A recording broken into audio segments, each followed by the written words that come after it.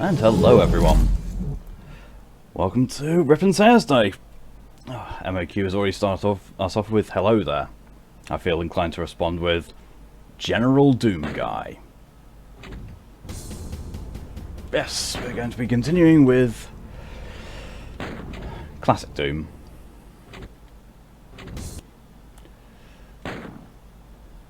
You know,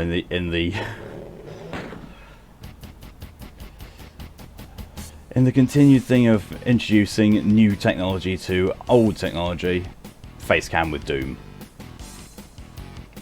You expect that prequel answer? Well, of course. There's a bit of a meme at this point.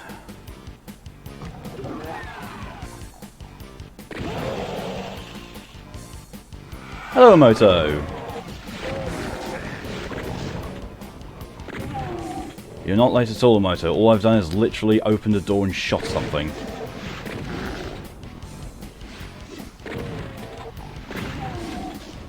A chain gun, a shot. Nope, I haven't picked up the chain gun this run yet. That was last time. Probably shouldn't run around with the rocket launcher out, because that's a good way to take a rocket to the face from killing a pinky. Yes, your timing was absolutely perfect, Moto. Unlike yesterday's stream, last night's Sekiro stream, when your timing was perfectly, perfect in the worst way.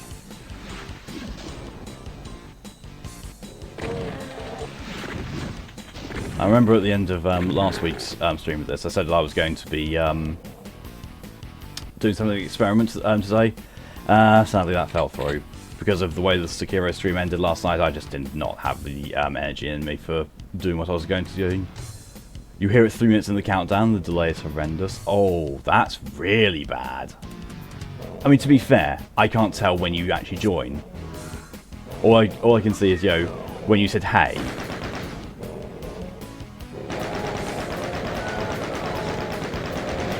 Look at that cutie. Cuter demons.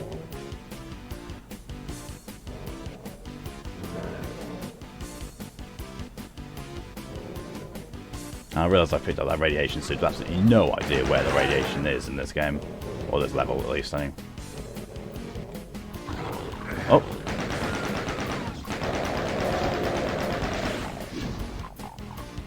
Cheeky pinky demon.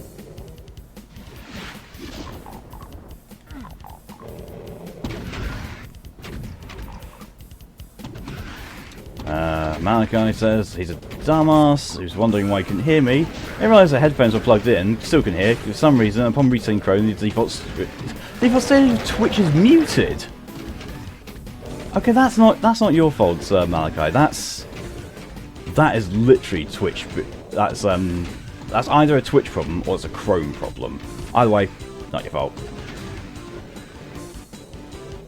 Twitch is muted by default on Firefox too. That's a Twitch problem then.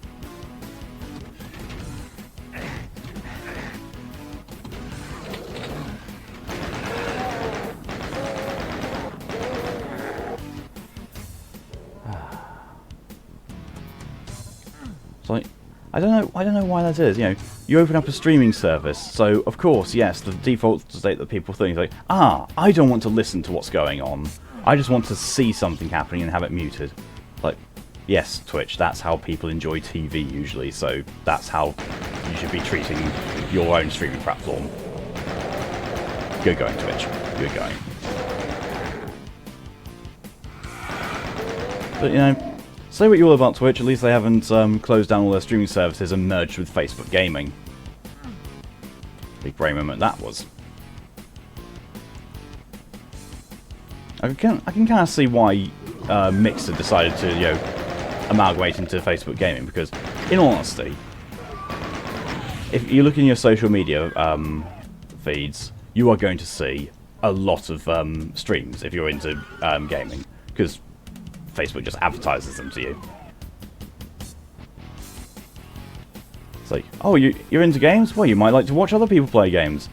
My reaction is, yes, I would. Just not on this platform, because, screw you, Facebook.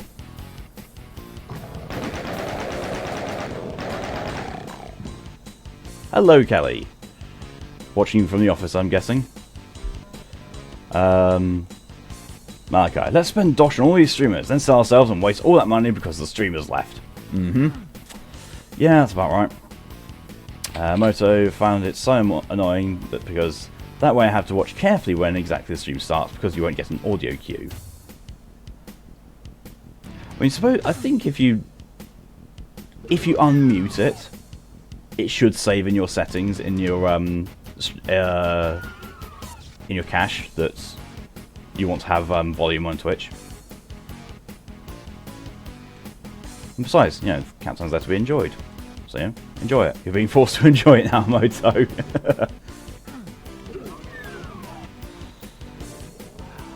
One of these days I might eventually get around to, oh, hang on a sec. I'll actually get around to, including in this some form of musical intro. When I can, A, figure out how to do that, and B, I don't know, get some decently enjoyable music. I'm going to say decently enjoyable, I know exactly what I'd have in the background. If I could get the guys' permission to do it, I'd be streaming so much Miracle of Sounds music. It's unbelievable how good that guy's music is.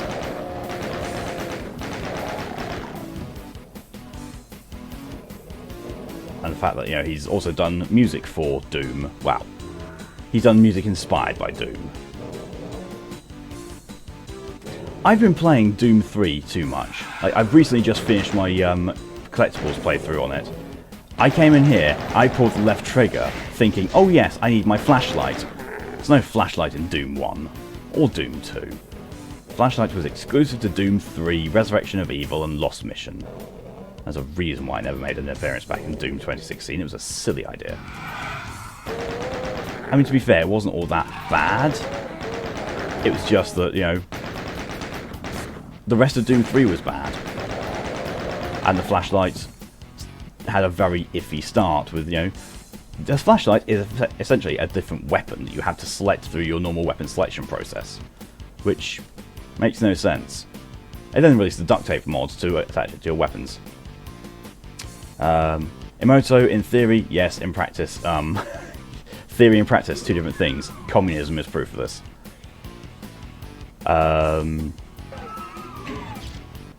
Malachi says, get his permission. Pretty sure he lets anyone use his stuff. Literally lets people pirate his music.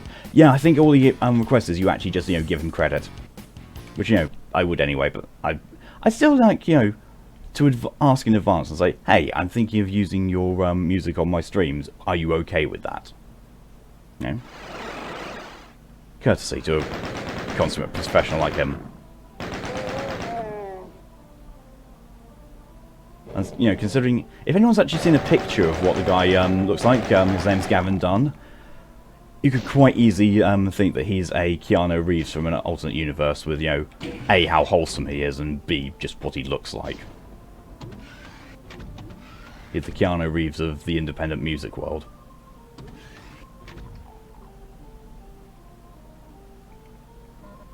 I have to be so careful playing this game, because I'm so used to either modding or cheating, just to make everything in this a lot more fun. I mean, don't get me wrong, the game's fun as it is. But at the same time, I was like, a bit more fun would be nice. Oh, Lost Souls.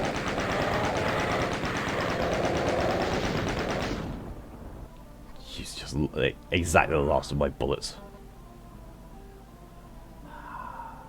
Give me a shotgun then. But yeah, I love Gavin, and IT Music, you think his channel is? Make good music. Oh, I'll check that out, actually. Never heard of them. The only ones, like, self-made music that I'm aware of is Miracle of Sound, Frog Leap Studios, and Aviators. Also, well, to be fair, not Miracle of Sound. Frog Leap Studios mostly does alternate versions of existing songs. That's a J, not an I. I can't tell. Have you seen what the font's like on Twitch? It looked like it went ... into an I. Goober. So JT Music. Still haven't heard of JT Music, but now at least, you know that I'm not going to be searching the wrong thing. Oh yeah. Wait, what was that?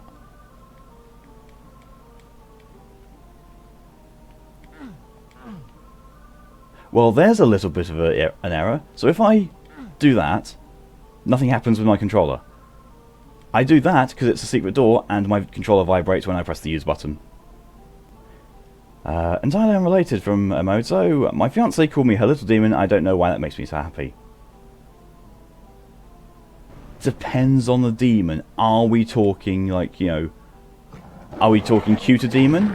Or are we talking pinky? Or imp? You know, there's lots to unpack there.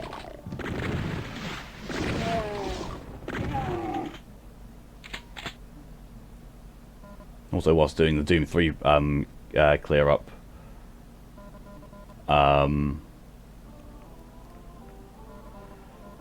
managed to get the achievement for finishing the entire level without taking any damage. I don't know how I did that on Doom 3.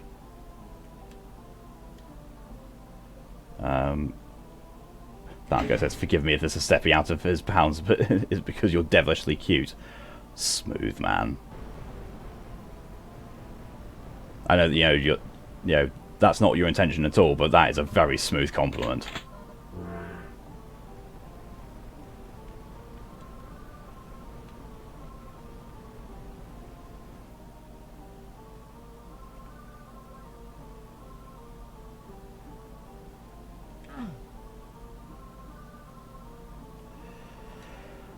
I'm still pulling left trigger to do all kinds of stuff that I'm not used to. Like, if I want to check the minimap, what do I press? I'm pulling left trigger. There's literally only one thing left trigger does in this game, and it's activate sprint.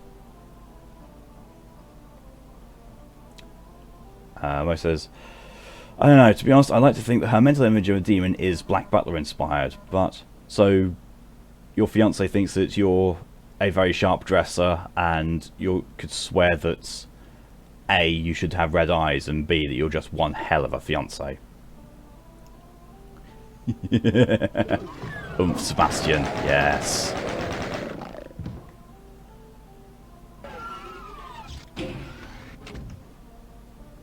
And Grell's name for him in the original Japanese audio really just makes me smile. Sebas-chan. I was like,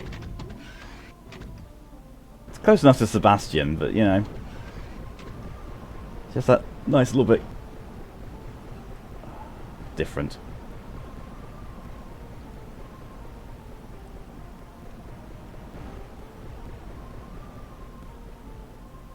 Sadly though, I haven't actually seen fully a lot of Black Butler. Like, I've seen the first episode in fullness. Oh. Berserk.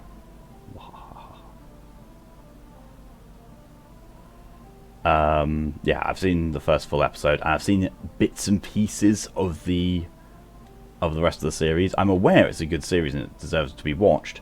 I just, you know, it's me. I've not really got around to doing that.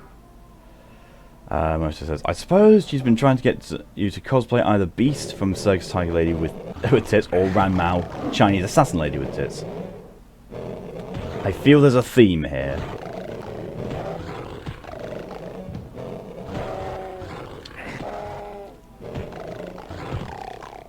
You're not a Doom guy until you've berserk punched a pinky demon to death. Yeah, see? Malachi also thinks there's a theme. Stop being the same person as me, damn it.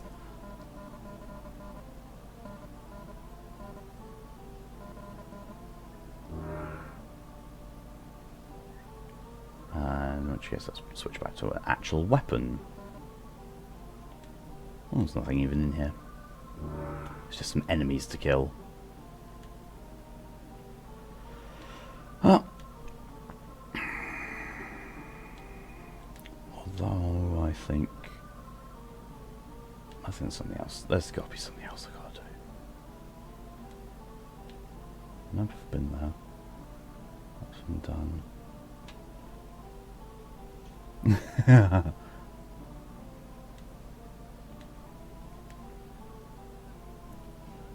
Why does the Max Armor thing look like PJs? That's not Max Armor. That's radiation suit. But it does look like feety pajamas. The max armor is the blue t-shirt type looking thing. Oh, well, this isn't going to go badly at all, is it? No! To be honest, I was expecting enemies to spawn. Was not expecting it to just, you know, flat out try and crush me that quickly. I was expecting, well, enemies crushing... Enemies or just enemies and crushing. Did not think there would be just crushing.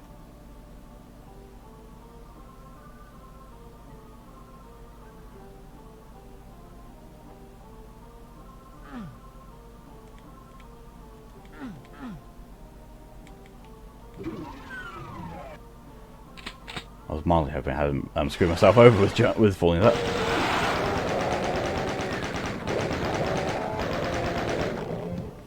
You know what? Bring out the big guns.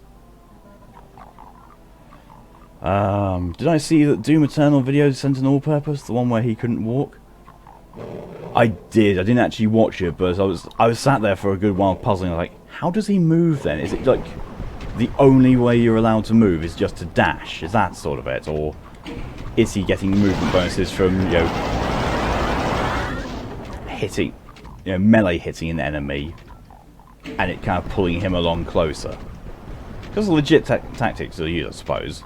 Because, you know, seeing as the melee attack in Doom Eternal is weak as all hell. I mean, seriously, I don't know what Doomslayer did to himself, but he really lost his ability to actually punch. I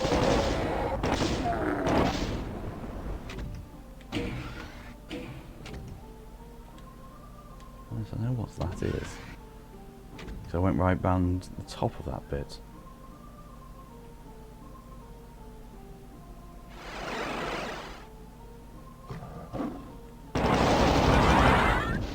So, you know, that's meant to be, you know, faces in torment and, you know, horrifying that, but that really just looks like the developers were having a load of fun and took selfies of themselves in silly things.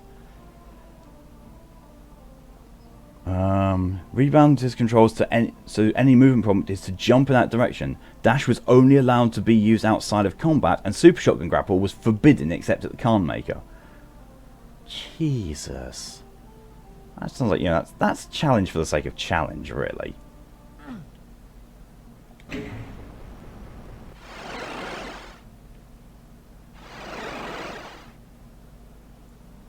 mean, good on him for actually doing it, but at the same time, yikes. Talking of yikes, imp to the face as I open a door. That wall, yeah. That wall's just a bit on the, side. I forgot what level this is already. Episode 2, Mission 5.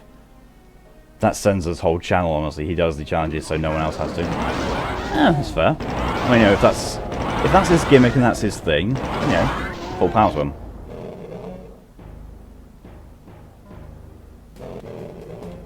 I've got no problem with challenge runs. It's like sometimes you feel like people are just doing a challenge run for the sake of saying they've done a challenge run. It was this, and it was a self-imposed challenge, and I don't know. And some of these challenge runs don't even seem to be actual challenges. It's just, you know, make the game harder for yourself by doing X, or, you know, adhere to a gimmick.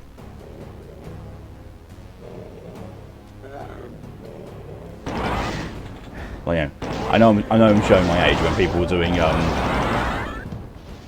self-made challenges on things like Super Metroid, like, you know, try and get 100% completion without using certain upgrades.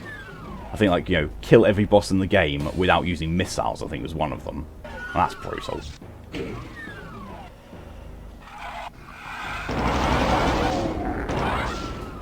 Malachi says he wants to know how he thinks up these things though. Like, to me a challenge should be something reasonable within the limits of the game. Then he comes and is like, haha, legs go flop. Yeah.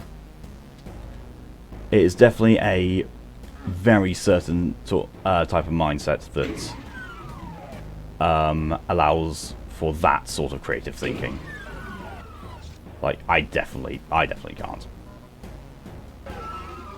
Like, you know, I'm someone who, when you give me Goat Simulator, for example, for a fine example actually, like, Goat Simulator, you can do whatever you like, you can be as silly and creative as you want, and I just freeze, like, I don't know what to do. I can't even be, you know, imaginative enough to be silly in a game that's meant for silliness. There's my issue.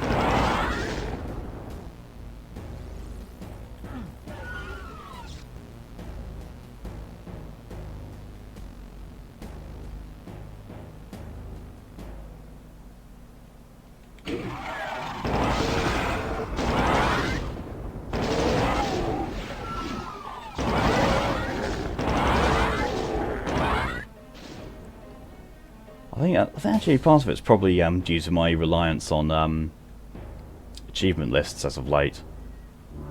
So to me it's basically been, you know, here's an achievement list for the game. Like, okay, I will do all these achievements and then I don't need to do anything else with the game because, you know, the game's now finished. That's how I've used it. And you go, it's then... Oh yeah, I forgot about that weird thing. Yeah, then to me, like, what's the point of me doing anything else when there's no achievement reward for anything? So I think by being a achievement hunter for a long time has probably screwed up my ability to just mess around with games. Unless, you know, I get intensely bored. Like, I was playing a Far Cry 5 co-op session with my friend. I got so bored that while she was driving us to a town, I was just throwing grenades and all kinds of explosives out the window, just to see what happened.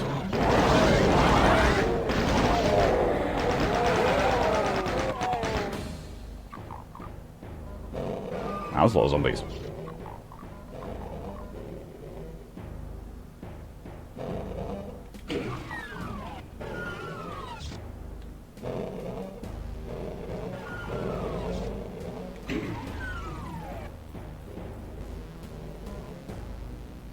I do love the old complexity of these levels. Why are you using grenades? Peggies. Yeah. I mean, I spent like ages trying to blow up something that blowing up a vehicle that was chasing us. Turns out it wasn't actually chasing us; it was a civilian vehicle, just, you know, happened to be on the same path as us. And she suddenly wondered why we got a load of people hostile trying to kill us. Like, that might have been me.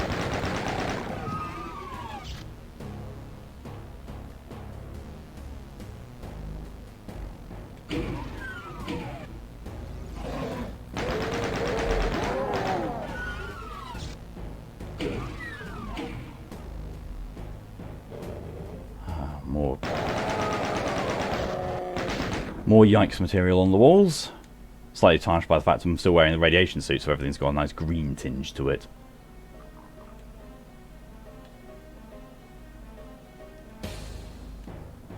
Just wants to make everything look a bit gross.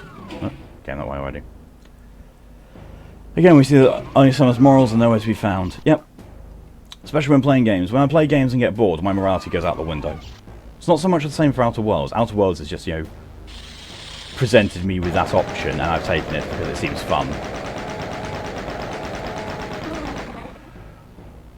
Malachi and a friend have a co-op Far Cry 5 thing. We were freeing Misery, if you remember the outpost. We just jumped into a plane and kamikazed into it. Nice. Effective. Morales are just like stealth. Optional. Yeah. Stealth is optional for this mission. I'm still going to do stealth. If it's a, you know, if it's a game that's got a good stealth mechanic, I will still do stealth, even if the stealth is optional. I would just, you know, go into my Predator mindset. I'm going to be stealthy. I'm going to kill everyone, but I'm going to be stealthy doing it. That's how I played Dishonored, the first one anyway. The first Dishonored, I killed everyone I could, but was really sneaky. I really also regret with Dishonored not doing another playthrough and going and dedicating myself to doing the Ghost type playthrough. Because when I played Dishonored 2, I went for a ghost playthrough the first time. The first thing I did was go for a full stealth playthrough and killed no one. Tricky. You know, tricky going in blind and then going 100% stealth. But I did it. It was fun. Dishonored is a very, very nice game. Very, very enjoyable. Don't have to hide the corpse if everyone is a corpse. Exactly! You don't need to worry about the alarm being raised if there's no one to raise the alarm. It's just common sense. Give me my berserk. I have to say, out of all the berserk power-ups though, I think Doom... No, Doom Eternal. No, not Doom Eternal. Doom 2016 gets the best. Literally, Doom 2016 does the best berserk.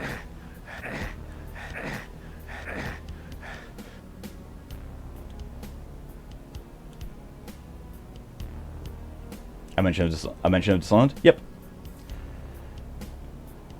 I do really, really enjoy the Dishonored games.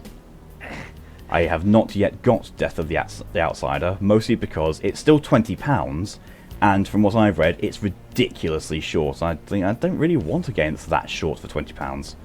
I'd rather, you know, pay a little bit less. I have no idea. So, yeah, I'm going to be waiting until Dishonored, Death of the Outsider is a bit cheaper before I get it. What about the second one? Platinumed it. Thoroughly enjoyed doing so, but platinumed it.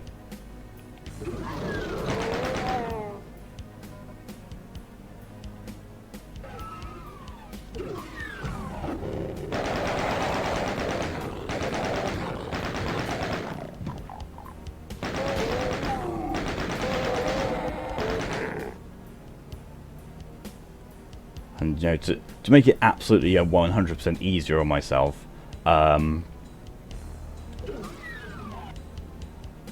actually, I can't remember. What order I did my playthroughs in? Because I like to think, you know, I did my pacifism without being seen at the same time run through.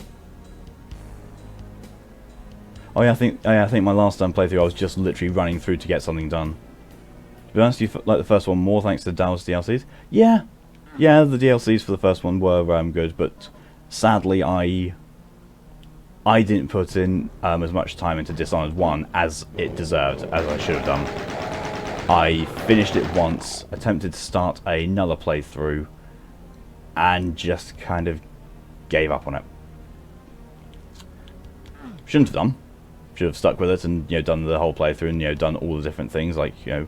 Oh, yeah, that was it. The, sorry for going off on the slight tangent. The last playthrough I did was no powers mode. So I combined that with stealth and just, you know, ran past most things and stayed hidden, so I didn't have to worry about things. But yeah, Dishonored 1, I only did the one playthrough of it in high chaos mode and just killed everything and didn't worry too much about stealth, but I did do things mostly stealthily. Emoto, only some wise food not optional for the human or cat body. Because we require sustenance that is not able to be absorbed by other means, sadly. I mean, you know, for the sake of, you know, my own physical weight, I would love to be able to survive on not eating anything, but also at the same time, I love food, which, you know, is exactly why I'm overweight. Surprise, surprise.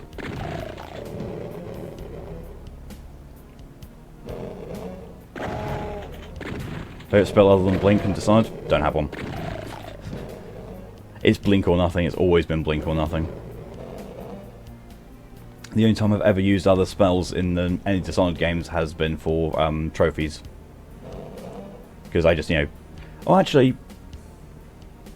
No, in Dishonored 2 I did have another one, Shadow Walk. I did enjoy using Shadow Walk.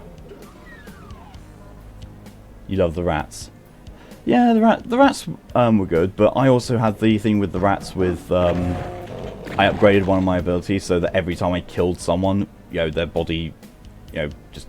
oh no, if I killed someone with the power active, the body exploded into rats or something like that.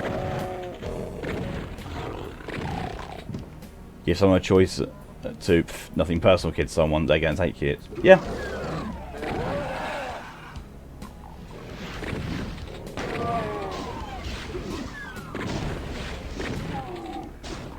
And you know, I kind of unintentionally called it as soon as I started Dishonored 1. I kind of, you know, called the thing that was hinted at, but only done as a reveal properly in the second game. As soon as I saw the Empress, I was like, I wonder if she's a romance option. Like, oh yes, she is. Look where Emily came from. I did kind of wonder why Emily was the way she was towards Corvo. I was like, she is daughter. And also for me, it's that you like food, especially since your mum likes to feed well, and you have boobs, so the calories you take in kind of go nowhere since sports tend to be yeah for me. Yeah, that's the same with me. Except, you know, I don't have the boobs. But, you know, I don't do much in the way of exercising. I love food, so I eat quite a lot, and it doesn't help that, you know, because I have a abdominal wall hernia, I can't do that much exercise or any heavy lifting whatsoever. So, makes it really hard to lose weight, and I hate it. The only way to actually appropriately lose weight is through diet. And, you know, dieting is great and all, and it, you know, it helps, and it works.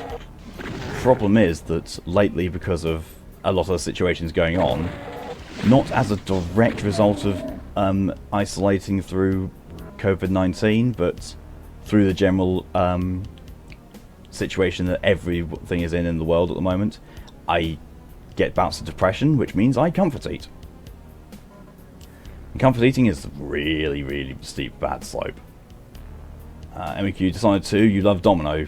For obvious reasons. Yeah, Domino is fun, but at the same time, I know I'm too used to doing things like that without powers. Like, if there's an achievement for finishing the game without powers, every situation in the game is achievable to get past without being seen and without killing things, without using powers. And what I tend to do is I, you know, look at guard patterns, I observe, I find out which of the guards, you know, can be taken down safely, and I do. But it is one of those things that, again, it requires me outwardly setting myself to remember, like, no, you have powers, use them. Especially seeing as there's trophies or achievements that tend to be linked to them, and it's like, no, you need to use the power for a trophy. And my brain just goes, no. But normal gameplay. Like, no. use your darn abilities.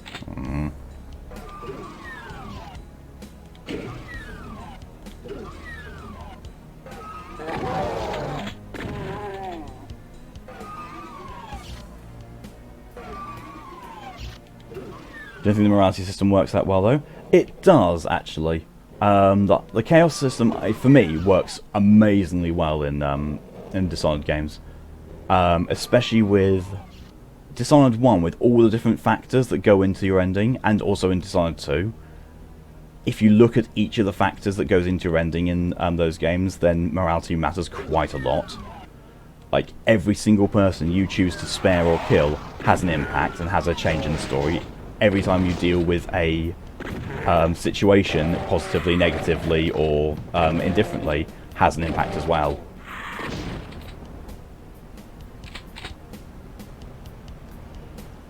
Kenny says, so in a Zoom meeting with my colleagues, and they just asked if you fell in love with me or my voice first. And we know it's the voice. We know my voice is one of the only things that's keeping you around. Because to be fair, with a voice like mine, how could you resist?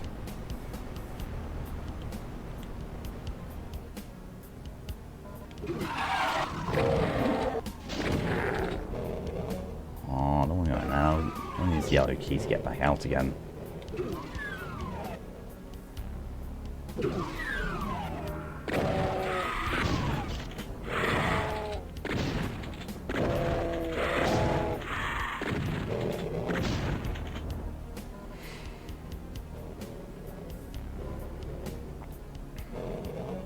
mean, I still remember, you know, one of the very first interactions with one of your best friends was literally being asked to say certain things in my accent because you enjoyed my accent that much. You still love doing clean hand runs in both Dishonored? Yeah, they are immensely satisfying to do, but it's also interesting to see how bad the city gets if you intentionally do high chaos runs. High chaos runs in Dishonored are both really interesting to see how the city changes.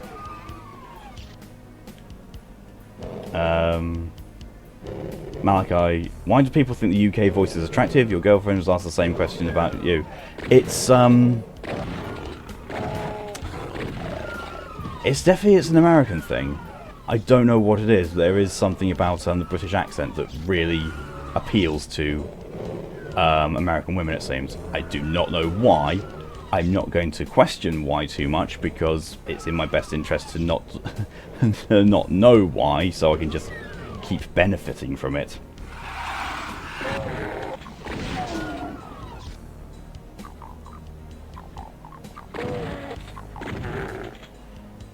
Meanwhile, Moto's fiance calls her a trophy wife. There's nothing wrong with being a trophy spouse. Really isn't. It means you're doing your job right.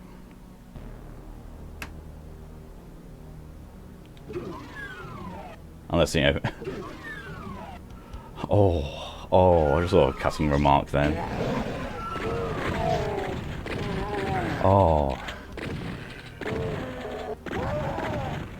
You could say to someone, yeah, you're a real trophy wife, aren't you? Like, oh, thanks. Yeah, I mean participation trophy. Malachi, you think they'd hate everything about the Brits with our history? Yeah, you really would. But no.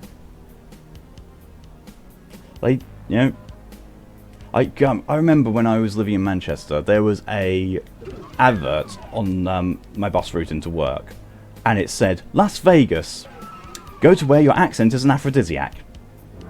And it just got me thinking, like, my accent, yes. The Mancunian accent, most likely not. Because, why?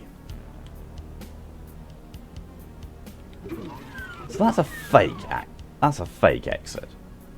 It's a fexit. Not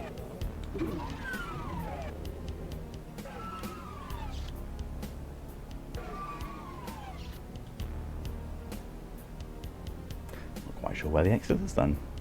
Oh, actually, no, wait, I can see it. It's behind the blue door. Oh, fucking Manchester, almost as bad as the Brummy accent. Oh, nothing's as bad as the Brummy accent. But Manchester is close. As is Newcastle. Oh, Newcastle accent's terrible. It makes it sound like they are literal peasantry.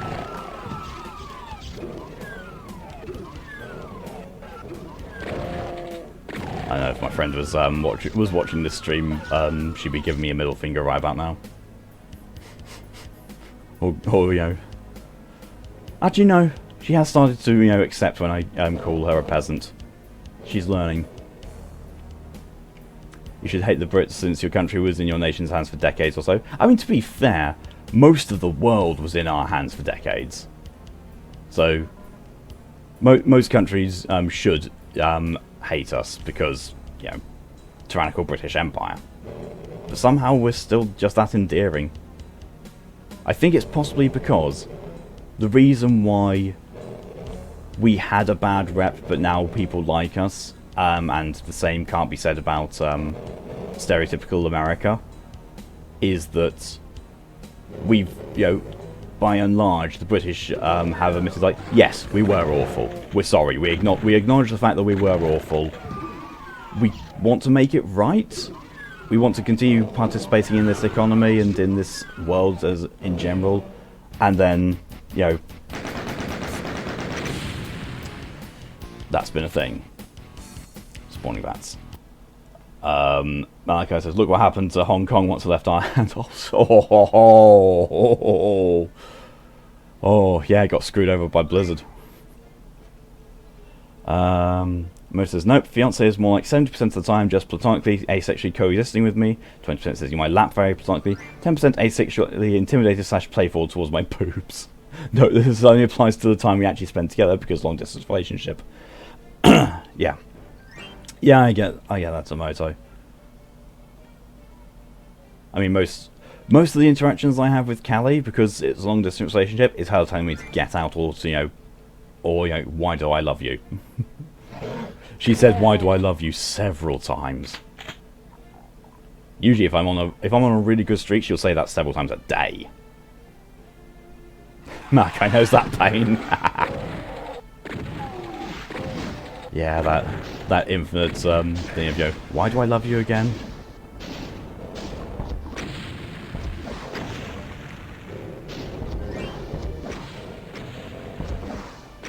To which my response is always, and shall always be, because I do this. You love me because I'm like this. You know the long distance thing as well? Ah, yeah. To be fair, long distance relationships have gotten a lot easier in the days of social media and the internet being what it is.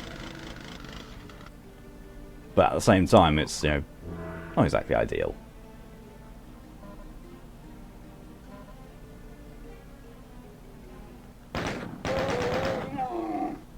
And another weird input thing. If I'm taking damage, but whilst invulnerable, my controller still vibrates. So when I was standing in that vat of acid, my controller started vibrating a little. I was like... Game has not been well ported. Like, I know there's the joke of, oh, but can XYZ run Doom? I was like, I don't think the PS4 can run Doom at this point. I really don't think it can. Well, there's our exit.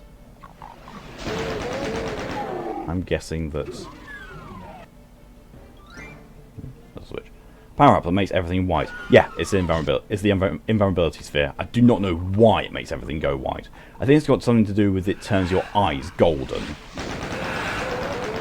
Which, I never understood why, but I think maybe because, if you ever see pictures of angels and their depictions, then their eyes are the same sort of golden glossed over thing with no discernible pupils or iris.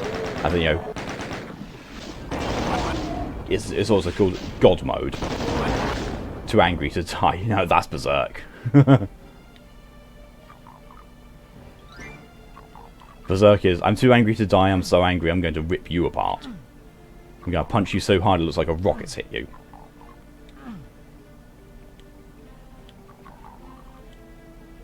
On the topic of the experiment I said I was going to do but didn't end up doing for this stream, my plan is, at some point for the Doom streams, to do Doom mods.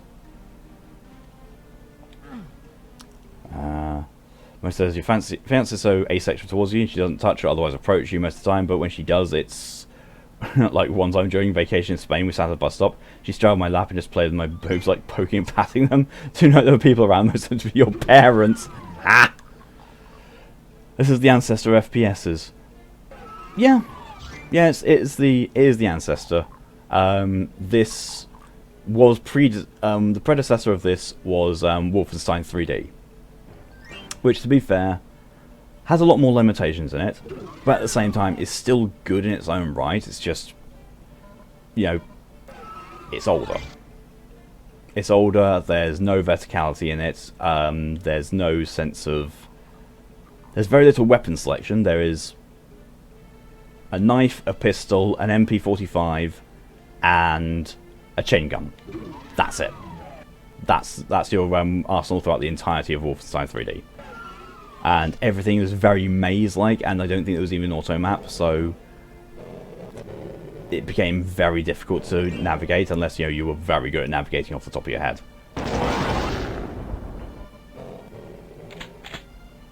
The ancestor of good FPSs. Yeah, okay, that's fair.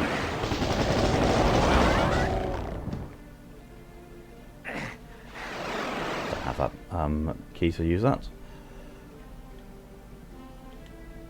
Well, if I'm going to say, like, if anyone knows Rise of the Triad, I remember saying about this in my Dark Souls 3 stream, actually.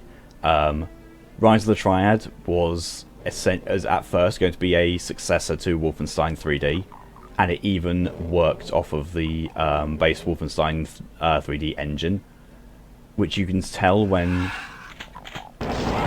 it has to go through somewhat extreme measures to, you know, change the verticality of a map, hence why the bounce pads and the jump pads and the floating discs were such a massive thing in Rise of the Triad. Is the only way they can introduce verticality, because the limit of the engine is that you can't have one room above another. And it's the same for this. For the Doom engine, you can't have one room flat above another. Like, verticality can still be a thing, but not to that extent. It's still extremely limiting. And taking that into account, when you look at some of the user-made maps and mod packs for this, it's astounding what it can do. Astounding what people's creativity can do, even with such limitations.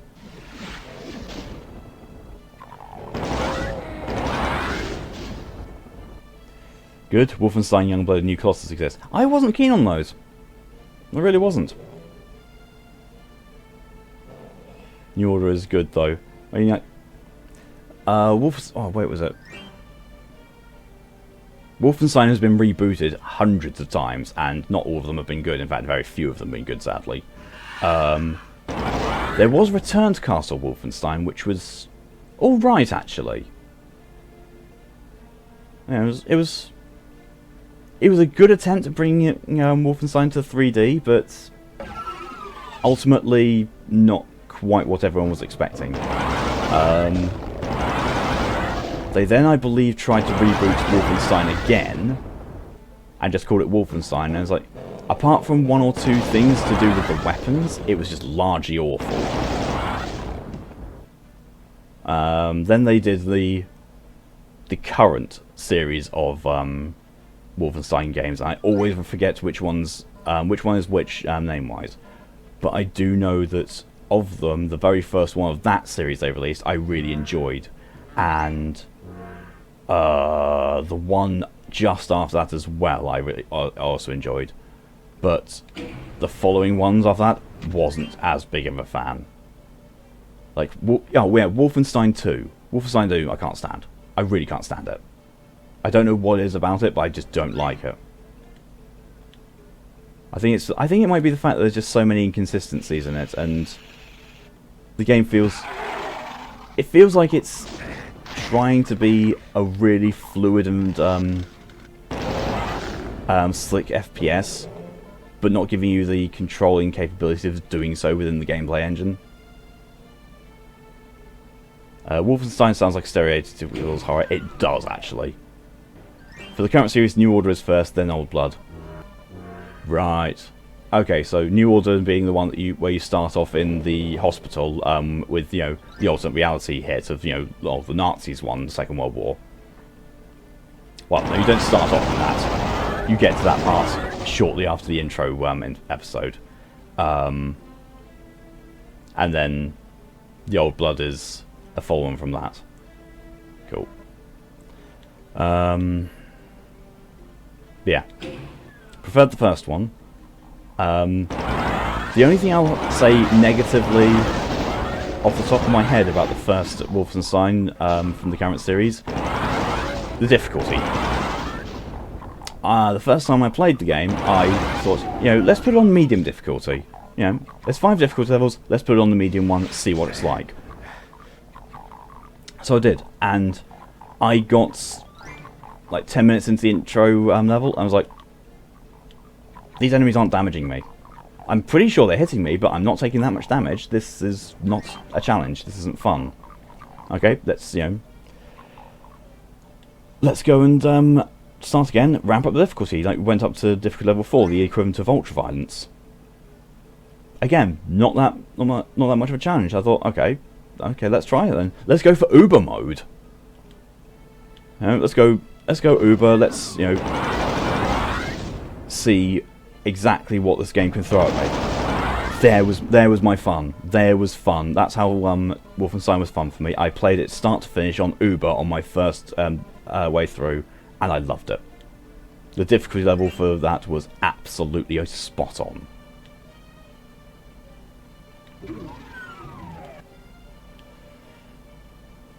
Wow.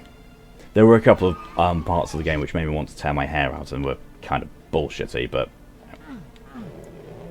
you can't expect perfection with difficulty modes. I mean, especially with its track record not being amazing with modern stuff. I mean, you know, at least in Doom 1 and 2, at least in the very original iterations of them, they openly acknowledge that Nightmare is not fair.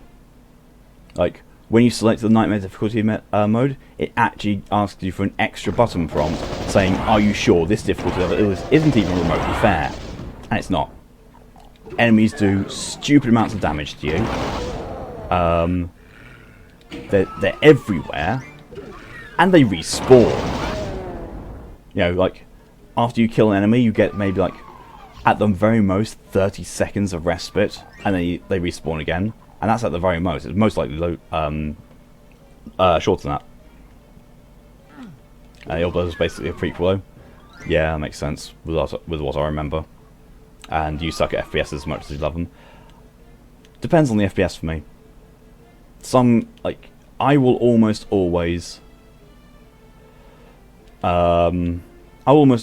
an FPS game. Like, as much as I like to engage in games that have got a bit more thought and depth to them, I will always be happy to, you know, just sit back and, you know, kick it with an easy, with just, you know, an FPS game, turn my brain off and just have fun. Just blow things up left, right and centre. Give me that. I like that.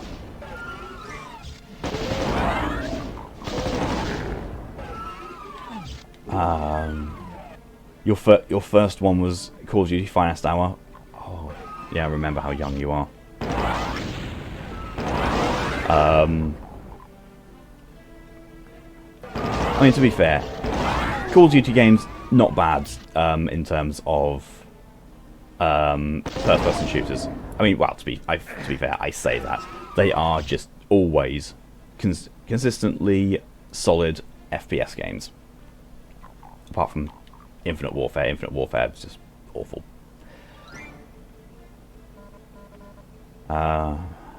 Marco says, if they acknowledge it's not fair in the slightest, why add it? Because gamers are masochists. It's like, you know, if they acknowledge that Nightmare mode isn't fair, why add it? It's like, for the same reason that Dark Souls exists. People want to play difficult games and, you know, test themselves against it. It's the same reason why Ultra Nightmare mode exists in Doom 2016 and Doom Eternal. For the longest time, those had not even been finished. They have been finished now, though, as I've seen. You know, I saw, like,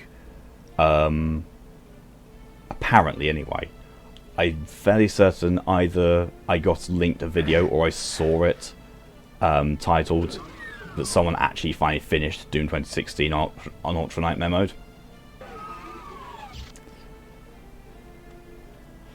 Which, you know, it's interesting to see that someone actually finally did it, because even id Software admitted they couldn't do it. They couldn't finish their own game on Ultra Nightmare.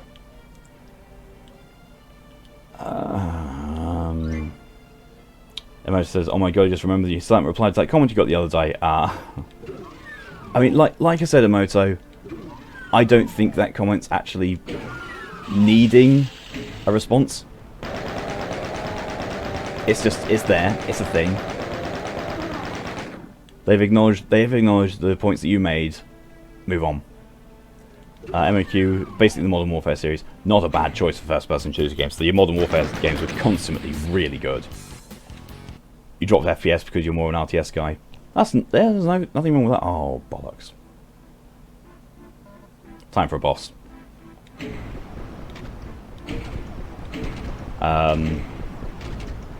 In the same sort of theme, I can't play RTS games. I'm awful at them. Don't need rockets. Not that much anyway. Don't need rockets. Just said I don't need rockets. That could be useful. Well, I guess I'm going to be using rockets then. So if anyone is unfamiliar with Doom 1 at this point in time, which, you know, it could be fair. You know, people might not actually know Doom 1. This is where they actually introduced a boss monster. Bearing in mind that the previous episode's boss monster was 2 Barons of Hell.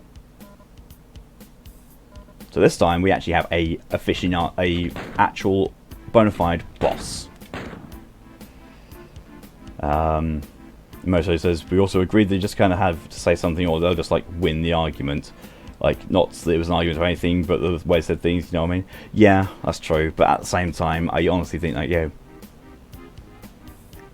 there's not a lot of ground you're going to be able to breach with them, so take your losses and leave them, I think, is probably the best option.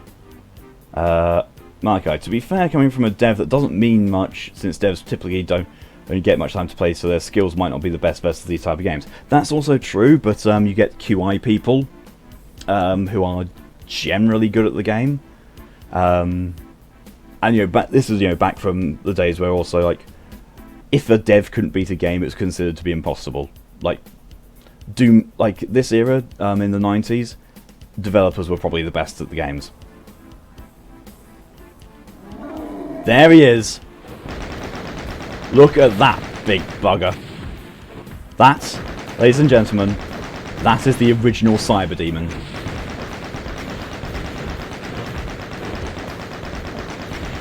Massively gimped by the fact that I can strafe with massive impunity, and you know, circle strafing is a thing.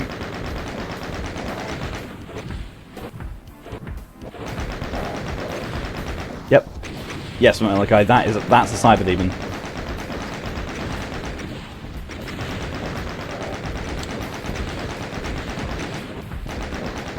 Oh, ouch! Ate that rocket.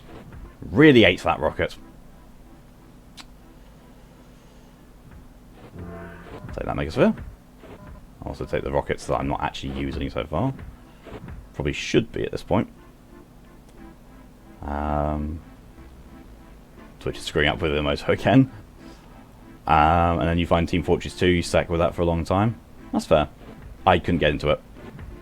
Then again, I have a lingering dislike of anything that Valve have ever created.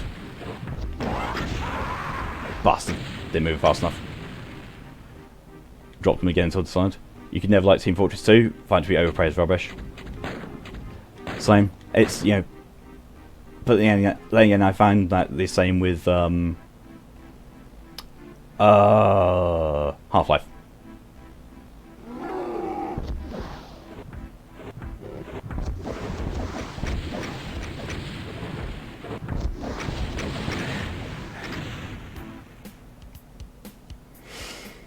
I was ridiculing the idea, saying that, you know, the Cyberdemon gets completely gimped by the fact that circle strafing exists, and he's actually, you know, smacked me straight on with a rocket twice now, or 3 times. I mean, to be fair, one of those times that I just I also did throw a rocket of my own a bit too close to a wall.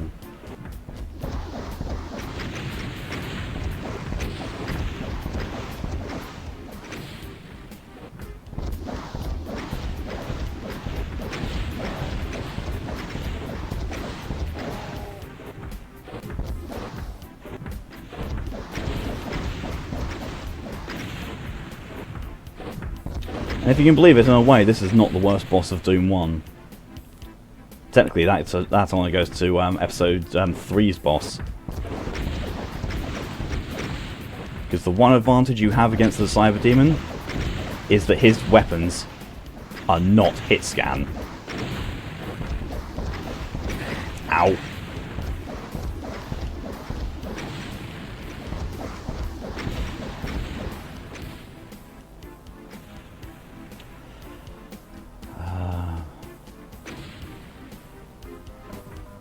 Like I says, people complained about Overwatch's loot box. Haven't seen complaints about Team Fortress 2's. Overwatch is purely cosmetic, you just get them for leveling up. They're free to open instantly. Team Fortress 2 you have to buy keys and stuff and it can affect the actual game. Yeah. Yeah, I wholly disagree with that. And hello, Major. Welcome. I never knew the Cyberdemon could actually fit inside there. It's kind of funny. Or it would be kind of funny if, you know, luring him out wouldn't kill me. Ooh, get my trigger held down a little bit. There we go! Cyberdemon killed. You've done it! The hideous Cyberdemon lord that ruled the lost Deimos moonbase has been slain, and you are triumphant. But where are you? You clamber to the edge of the moon and look down to see that awful truth. Deimos floats above hell itself. You've never heard of anyone escaping from hell, but you'll make the bastards sorry they ever heard of you. Quickly you rappel down to the surface of hell. Now it's on to the final chapter of Doom. Inferno. Are those archvile heads on the stones? No. Well, I don't think they are, because archviles weren't a thing in Doom 1. Thankfully. Oh, I've just remembered. Archviles are a thing.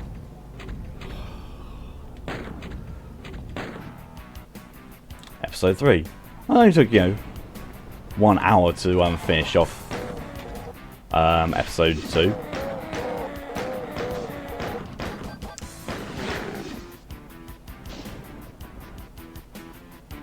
Blind fanboys. Yeah, there is that element to it as well. Like, some people will buy into a game just because, X developer made it. Which, I personally don't like, but there's not a lot I can do about.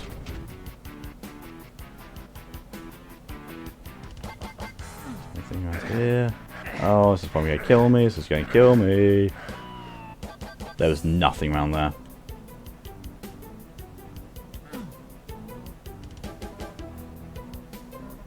That was a waste of health. It's like an imp's head, but with tubes going down to the mouth, lower jaw.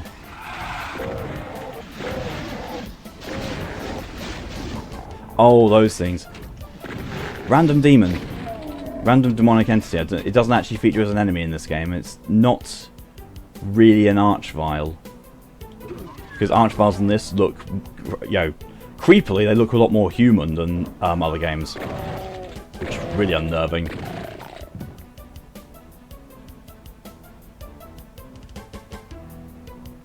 I'll say in this, I'm talking about Doom 2. There's no archviles in Doom 1. I'm still thankful for that. Maybe that's why Doom 1 is one of my favourites, because there's no archviles in it. Well, that's yeah, there you go. That's why Doom 2016 is my favourite, because there's no archviles in it. I hate archviles with a burning passion.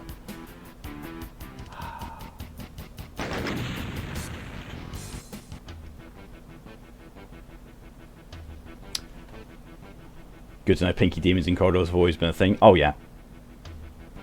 Yeah. Pinky demons in corridors is both the best way and the worst way to fight them. Best way because you can't really miss them. Worst way because they can't miss you either. And they will just come right for you. And it's very hard to make them flinch. Whoop.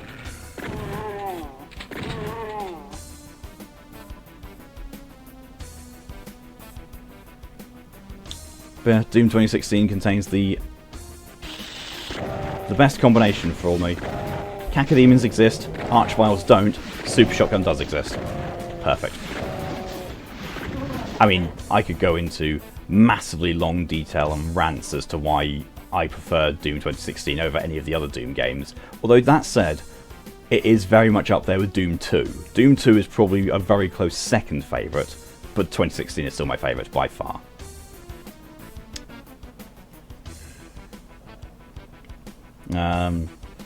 MQ tried Outer Wilds. Shame your laptop is too bad to run it, yet it can run Titanfall 2 smoothly. Yeah, so here's the weird thing. Even though a game can have worse looking graphics than something that's older, just because it's newer, it requires more processor speed, and that's usually what gimps you. Like, for example, my PC, it probably needs a bit of a tune-up and a clean, but my PC can run, on maximum settings, Space Hulk Deathwing and Agony. Can run those flawlessly. Well, near enough flawlessly. Yet it struggles with Hades and XCOM Chimera Squad because my processor isn't good enough.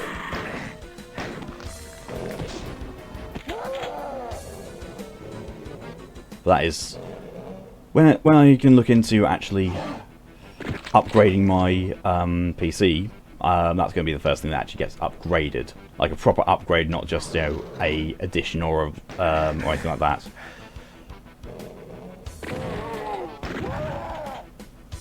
Because the processor is the thing which is letting my computer performance down the most. You just can't understand why. Honestly, it's most likely because Outer Wilds requires a lot more processor power than Titanfall 2. Because even though Titanfall 2 looks nice, it's probably not on as large a scale as Outer Wilds is. Mo says, you wrote a reply, it's free blah response, but their comments have been kind of blah, so that's just fair. Yeah, hopefully it doesn't, drag out into an endless war of blah comments to each other.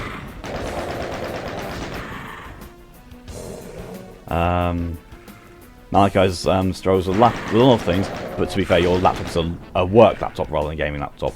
Yeah, that's also fair, and laptops are notoriously really difficult to upgrade, because usually to get to the components you do risk breaking the rest of the machine, because that's just how things are.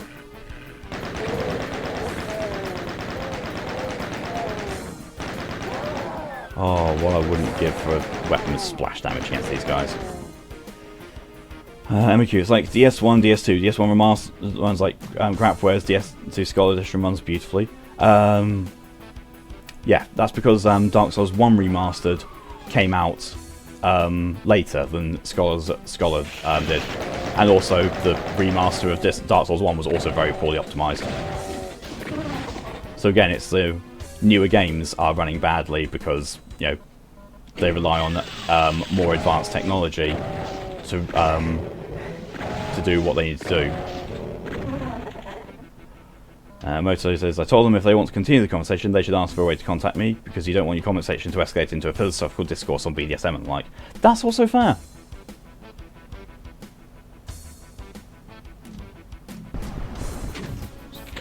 Some shouts. Philosophical thing about BDSM.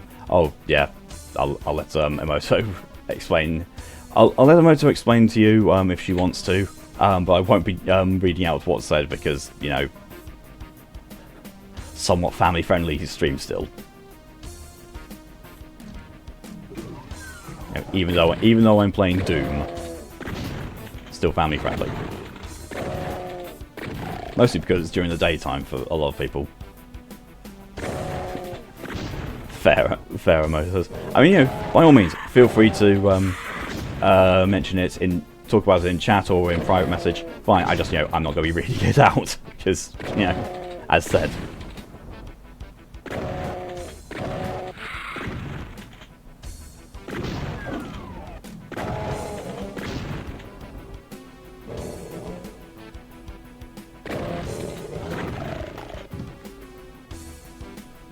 They want me to press that button. I don't want to press that button.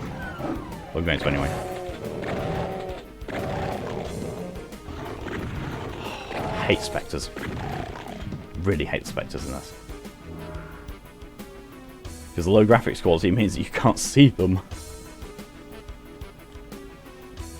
Unless the lighting on the map is set to 100. You can't see the spectres coming. There's even like an ounce of shadow. Spectres are actually invisible. Because yay, texturing. I know some of these open up and there's other goodies in them.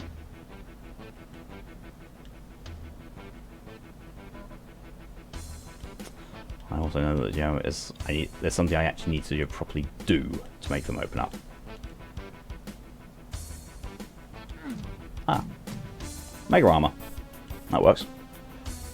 That wasn't even a secret or something concealed away, that was just, there.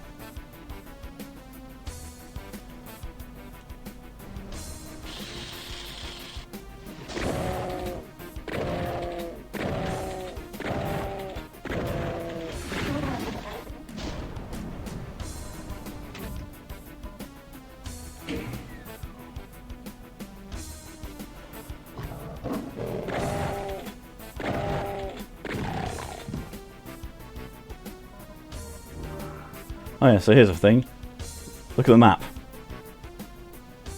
It's a hand. I want to know how long it was I was playing, I played through Doom 1, and how many times I've gone through and not realised that this map is just a hand. Needless to say, I did not feel like I was being very handy with... Oh wait, there we go. Hey, there's a plasma rifle. Although, interestingly, the game calls it plasma gun. Not plasma rifle, plasma gun.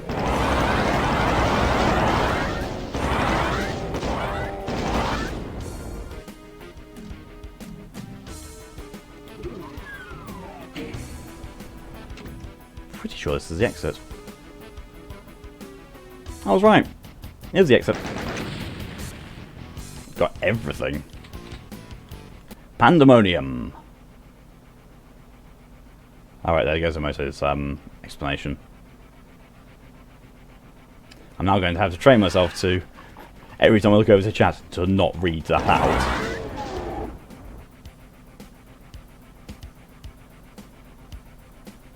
But it's fine. See, that's easily done.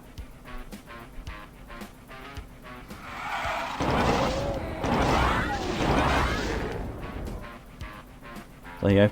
People in chat get a free bit of education in that matter. The wonderful thing about it being in chat is that you can quite easily press a button and the chat window disappears. And the strange thing about chat is that if you close the chat bar and then reopen it, all the previous chat's gone. It's as if you just fresh come into the stream. Does not save chat history if you close the chat bar. I mean, there's probably some extensions in some browsers that do, but get rid of chat, bring it open again, and well, no, it might save the history. It might save the history that you've already seen, but anything that gets said whilst the chat bar's gone, it's erased. It doesn't get transmitted to you.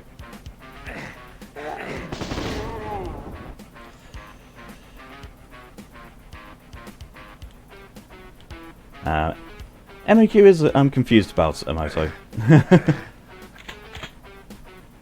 Got the BFG 9000. Oh yes. Nope, you just completely cleared. Oh, thanks for testing that, Major. Oh, there you go. If ever there's something being discussed in chats in Twitch that you're not so liking, close the chat and then give it 5 minutes, then open it again. Right. This thing consumes a lot of ammo. So, if you want to know why I called that episode of Doom 3 Big Failure of a Gun, I will show you what this weapon can do. I will show you where the BFG came from, its origins, the power behind this absolute behemoth of a weapon. And hopefully you will see why I'm so disappointed when a game gets the BFG wrong. That seems he'd be a waste. Just one him. Oh, sorry, 2. Oh no, there's a few of them. There's a few of them. BFG. Dead. Little bit of a charge up and then boom, gone.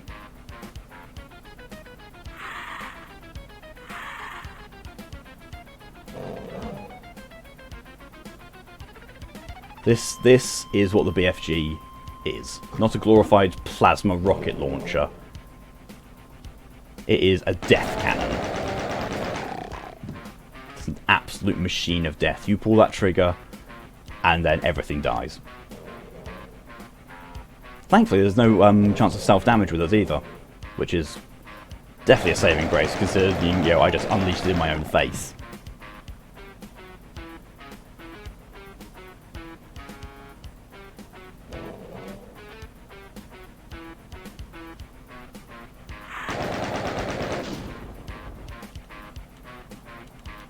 I already have the chain gun, but some ammo for it at least.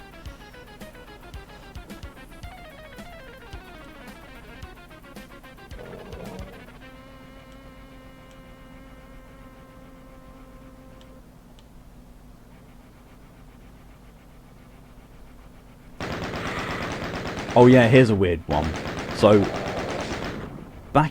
in Doom 1, as you've probably seen, it's been saying that I've been getting been there's been no on-screen prep for it or mention. Where I just walking over that bridge, that's a secret. I don't know why, but in Doom 1, that's a secret. Crossing over a bridge in this game is considered a secret area.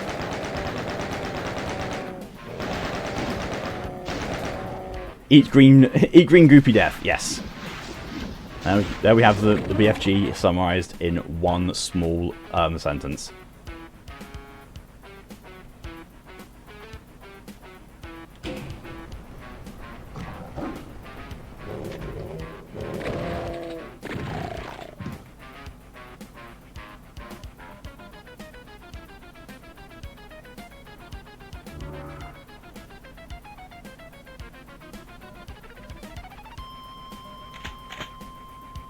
I like with how quickly they're arming me up again. As in, I like the fact that I'm getting all my weapons, but I don't like what that's going to mean. I mean, to be fair, oh yeah, somewhere around here that I've just been doing all this, there's another secret area. So there's one secret area to get into this area, and some part of it is also a second secret, despite, there being no hidden switches or buttons to press. Like, when you go through here, as you look, doesn't actually seem as if there's an area. So, going over this way, yes. You can see, getting here would be a secret area. But why going over the bridge is the secret? Boss time, Malachi says. Sadly not. No, this is back in the era where bosses only came at the end of episodes and end of significant progress. They didn't just, throw mini-bosses at you. Which, I appreciate. I appreciate not just being ganked by a mini-boss just because they can. Hint, hint, a certain game that I was playing last night.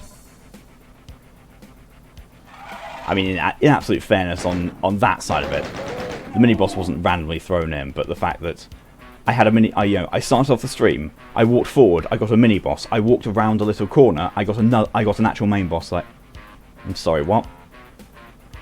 Decisions were made with regards to placement. Said decisions don't make a lick of sense.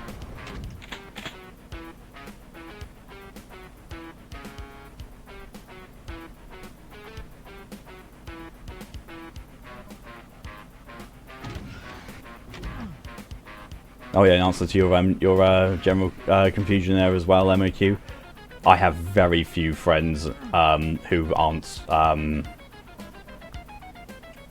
in some shape of the words gay.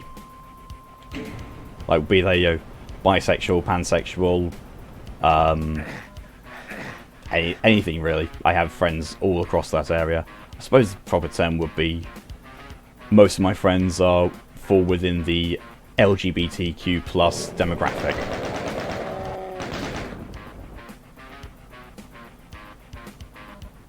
Myself included.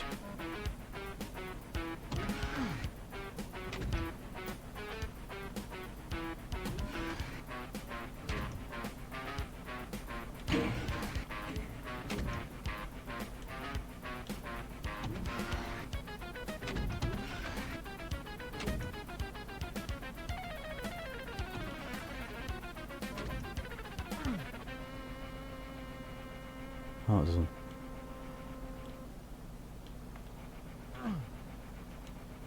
Oh, what? See, weirdly enough, all of that kind of stuff, that was not considered a secret. This game is very strange with its secrets. And as you've probably noticed, going across the episodes, episode 3, the episodes are increasingly more complex, and a lot more design has gone into them.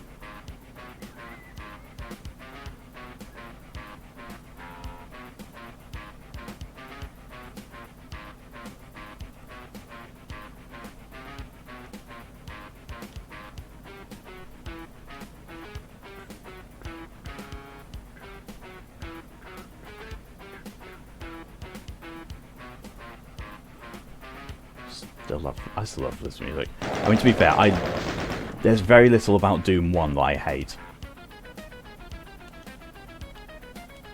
Bethesda's remaster of it, which is this, has a few things in it which are questionable, let's say. But overall, I still like it. I still like it. It's still Doom, essentially. And no matter what happens, they won't be able to take the fact that it's Doom away. Bearing in mind that I have no idea what happens with Doom 64, and, you know, I've never actually played Doom 64.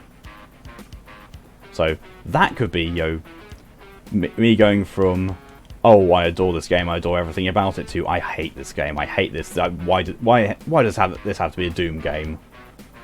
And even Doom 3 I reasonably enjoyed. Reasonably.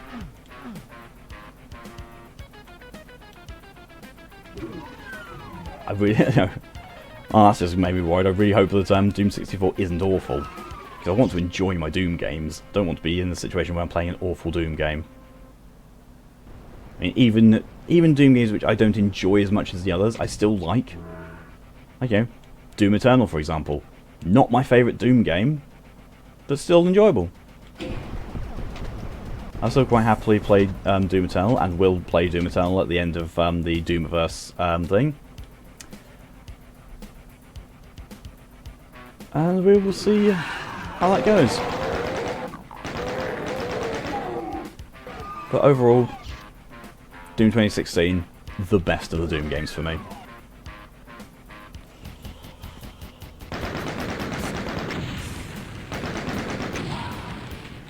Most says, I can't feel awkward now. Somebody talk about something other than your mysterious identity. No. You are the mysterious Emoto. Everything about you is a rumour and a mystery combined. Malachi says, Bethesda let Doom live without messing them up. Then Eternal turned up and Bethesda has tried to assassinate it. Yes. I mean, not even then. Like, there are a lot of parts of Doom Eternal that I felt weren't, you know, they backpedaled on without needing to. There is a lot of things in Doom Eternal. Like, I looked at it like, Doom 2016 did this perfectly. Why have you changed? Why have you changed this? I mean, if you want to look at how it have done Doom games in the past, if you look at the difference between Doom 1 and Doom 2, there is everything that Doom 1 did, Doom 2 has built on. They've taken nearly nothing out because nothing about Doom 1 really needs to be taken out.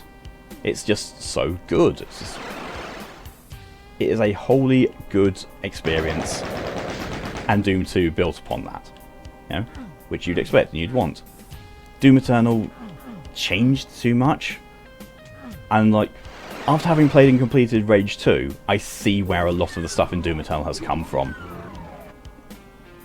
Not a fan of it, but I can see, you know, they at least tested it out in the game.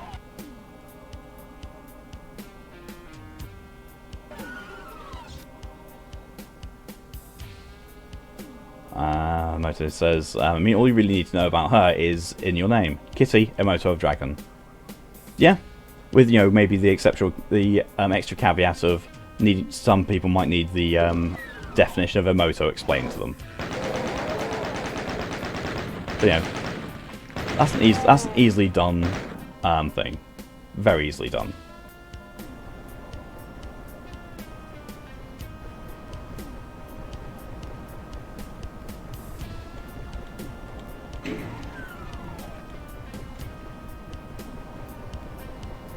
Okay.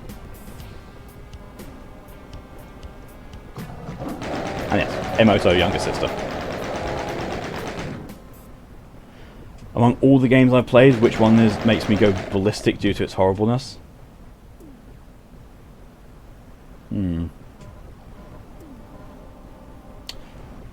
Depends. Well, depends on how you would define A, horrible, and B, ballistic. Like, if we were talking about, you know, purely, like, what game is so bad it's made me rage immensely? Sekiro. I don't think I've actually played a game which has made me rage quite as badly as Sekiro did, in terms of how awful it is. if you mean in terms of how bad a game is that I've just gone on nonsensical, endless rants about, Halo series or Half-Life probably. I can't stand those games. I really can't. The only good thing that came out of Half-Life existing is Opposing Force, which wasn't Valve, it was Gearbox, and Portal series, which, you know, is dead. There's not going to be any more Portal games, which I'm super sad about, because Portal 2 was an absolute masterpiece.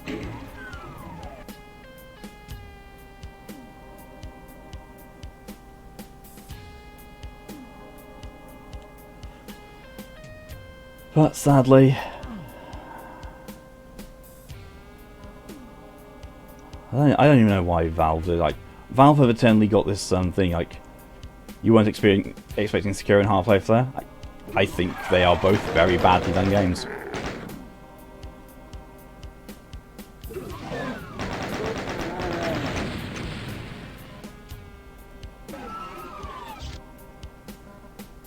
And yeah, the whole thing was Valve being scared of the number 3. Honestly, there's only one thing that I've ever derived from the whole thing of Valve's rule of missing number 3. I know how Valve could absolutely generate a huge amount of PR attention and market, you know, froth going left, right, and centre.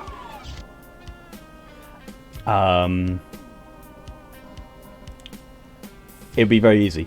All they would have to do is announce that they were working on something they called Project 3. And then leave it at that, and let the media and people speculate as to what Project 3 means. And then you get, is it going to be Team Fortress 3? Is it going to be Half-Life 3? Is it going to be Portal 3? You don't know. And if Valve kept their lips sealed on that, they would be getting a huge amount of publicity of people wondering what Project 3 was going to turn out to be. Emoto was expecting Sekiro on that list. Yeah. I have quit playing games before because I don't like them, or I've quit games before finishing them. But that's also always been for various reasons. There have always been various reasons behind why I stopped playing games. Sometimes it's been boredom, sometimes I just outright don't like them. Sometimes it's a thing in the game has annoyed me, like maybe it's been too difficult. But in general, most games don't make me rage quit to the point where I just, give up playing them completely and then never ever want to go back to them.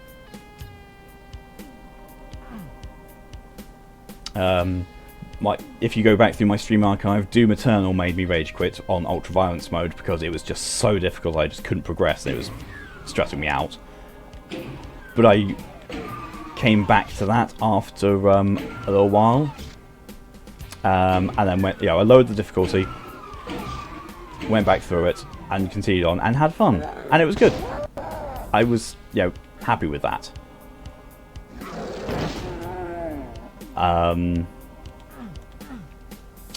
Dark Souls 3 I rage quit a stream on because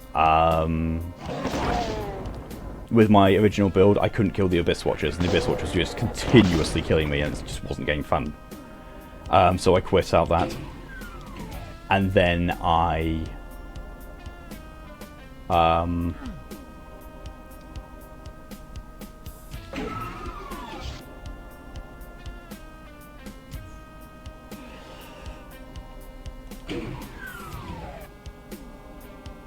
and then, I did the new build, went back to it, and enjoyed it.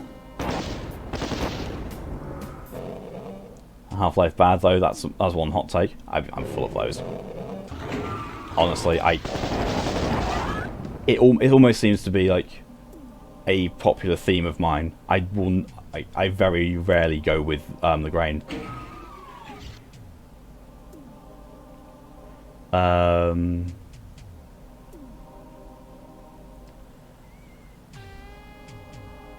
Like if someone tells me, "Oh, you must love this game," or worse, they say on reviews, this is the best game ever. I will find a way to disagree. I will always find a way to disagree because A, reviews are paid to say good things. Not paid. They're not paid to give their actual opinions. They're paid to give good reviews.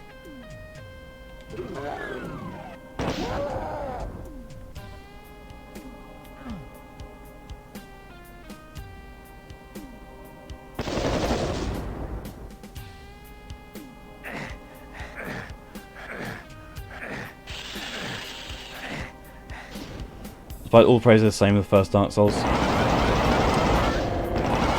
See, I'm the same with Dark Souls 2. I can't stand Dark Souls 2. Major says that's why you're late to a lot of games. People demand you like it, so your stubborn ass just ignores them. I'm the same. When mass media are saying, "Oh, this is the best game ever," you know, you're going to love it, I always just say, "You want to bet?" I'm just not going to like it at all. I'm going to hate it. I mean, you know, there's a long list of popular games which I don't like or I don't play, and part of that has been, you know, starting off with the fact that it's because it was popular. The Witcher is among those. The Witcher series, don't play them. Not all keen on, but then again, I was late to getting into those because they were so popular, and then I played them and I was like, not really my kind of game. Don't really like them. Whole way of damaging gives you health kits. What's the point? Why damage you if they're going to heal you? It's even more point. Well, it's to take down. You see the obscene amount of health I have. Medkits won't touch me. Medkits will only work on you if you're below 100% health. Because I'm over 100% health, that hole is meant to take away your health advantage. Emoto German Twitter. Chores or sex is trending. That doesn't surprise me with Twitter in general, to be honest. Major says part of the reason why you never got into Dark Souls. Yeah, I mean, I can fully understand that. Like, Dark Souls is one of those things that people will shout out that you must like this. You know, it's this game. This is the best game ever, and the fandom borderline goes toxic on that sort of level. And it's just, it's not you know, well, it's not a friendly atmosphere. But you know, if you happen to pick up Dark Souls on your own Steam, then yeah, you may enjoy it. And I will always be the sort of person who will say, this is a game I really enjoy. I enjoy it because of X, Y, and Z. Or, you know, I don't enjoy it because of X, Y, and Z. And if people, you know, if people want me to go further into it, then I will. But I will never say that you have to play this. I will say, like, you know, I know the sort of games you like. This seems like one of those games. I recommend it. I will give out recommendations left, right, and centre, but I will never ever say you must play this. Even for some of my absolute favourite games, I will never tell people you have to play something.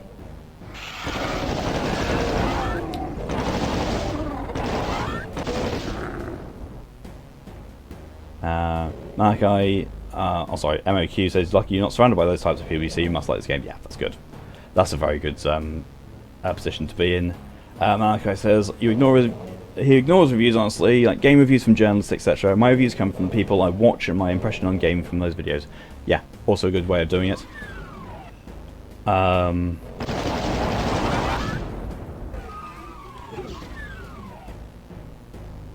Like, that is honestly the best way that I've always... Like, honestly, if I wanted to get an impression of a... something beforehand...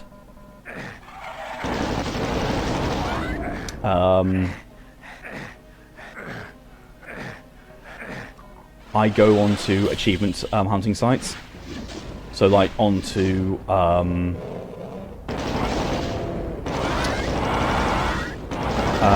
True achievements, Xbox 360 achievements, or what used to be Xbox 360 achievements, PlayStation trophies, that sort of thing. Because attached to each game is a user score on it, and the user scores are what I pay attention to. Because then that means, like, okay, these are people who are playing the game to death to get the trophies, so they're going to have the best experience of what the game is actually like, and be on a sort of, you know, this is my opinion of it, rather than how a lot of reviewers are like, oh, this is the opinion of the game. Nice. MQ says, until the moment you dived into the Dark Souls series, which you decide to have doubts about the games itself. I mean, yeah, to be fair, if you look at all the publicity and the stuff about Dark Souls itself, the series, you can understand, it can be kind of hard to understand, you know, why do people like this? You know, this is absolute torture. Why would you like a game that tortures you this much? Which, again, very fair point. Major says, I mean, same. Typically avoid reviews. The basis of buying a game is based on whether the gameplay makes you want to play it. Exactly. And this is also something which, you know, used to be a massive thing, but isn't so much anymore, which, you know, really disappoints me, is that it used to be the common thing that almost every game that was coming up for release had a playable demo that you could get from a review magazine, or, you know, a reviews website, something like that. But basically, you could get a playable demo, which enables you to play it, try it out for yourself, and come to your own decision based on the gameplay and the experience of it, which I think games need to do a lot more these days. Games really, really do need to go into make the effort of making a playable demo, because I can guarantee that is what will get people to buy the game, or not, as the case may be. If they can play a game and they will sit back and they enjoy playing it, I can guarantee you, if they enjoy playing that demo, you will get a lot more sales and pre-orders than just watching a really nice, nifty trailer. Yeah, Major misses those demos discs so much the same. I really miss the demo discs that they used to give out. Remember, like, PS2 demo discs? Yep. And also, like, I like how some games were, like, you know, nice and sneaky with some of their marketing, but not in a toxic or awful way, where they would include demo discs of some of their other games, you know, with ones they gave you. It's like, so you've bought this game from us. Here's another of our games. Maybe you'd like to try it as well, for free. Emika says, you love Dark Souls 3. Dark Souls 2, despite your flaws, you love it, but you hate Dark Souls 1. See, Dark Souls 1 is a bit of a mixed bag for me. I enjoy it, I like it, I can appreciate where it comes from, I can see all the flaws in it, but I can't bring myself to hate it. I still like it, it's still objectively a good game to me. Dark Souls 2 I can't stand. Like people can, you know, give any justification why they believe Dark Souls 2 is a good game, and my reply will be, good for you. I'm glad that you enjoy Dark Souls 2. I can't. There is nothing about Dark Souls 2 that is remotely enjoyable to me. Apart from, you know, watching certain other people play it. Malaki says, like a demo I played recently is called Ultra Kill. If you didn't play the demo, I would never pick it up. The game is honestly amazing. Yes, I remember you saying about that, actually, when someone mentioned mentioned it being a thing.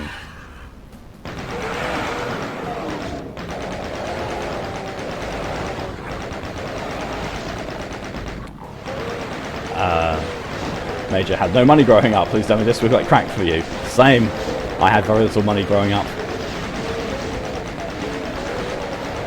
So, yeah, being able to unwind and play a free demo, oh, I loved it. In some cases, I loved the demo more than I actually loved the game itself. I was just killing after the last enemy. I've just realised something that I could have done that room to make that a lot simpler. BFG. Good on that. Man, the demo stuff sounds awesome. Shame how the game industry has fallen. Yeah. I mean, to be fair, there are still some places that will do game demos these days. And, you know, they're honestly fun, they're honestly good. But they're too rare. They're too rare these days.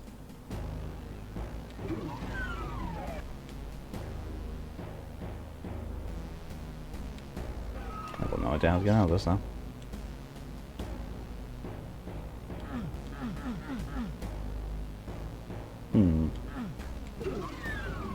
Pretty sure that's meant to have opened at some point. Ah, there we are. Okay, like, the guns are awesome. You can get a revolver, you can ricochet a bullet off a coin to land a guaranteed crit. That's awesome. That is several levels of awesome.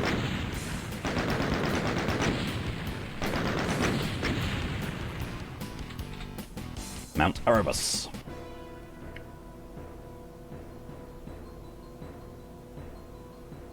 Oh, this level.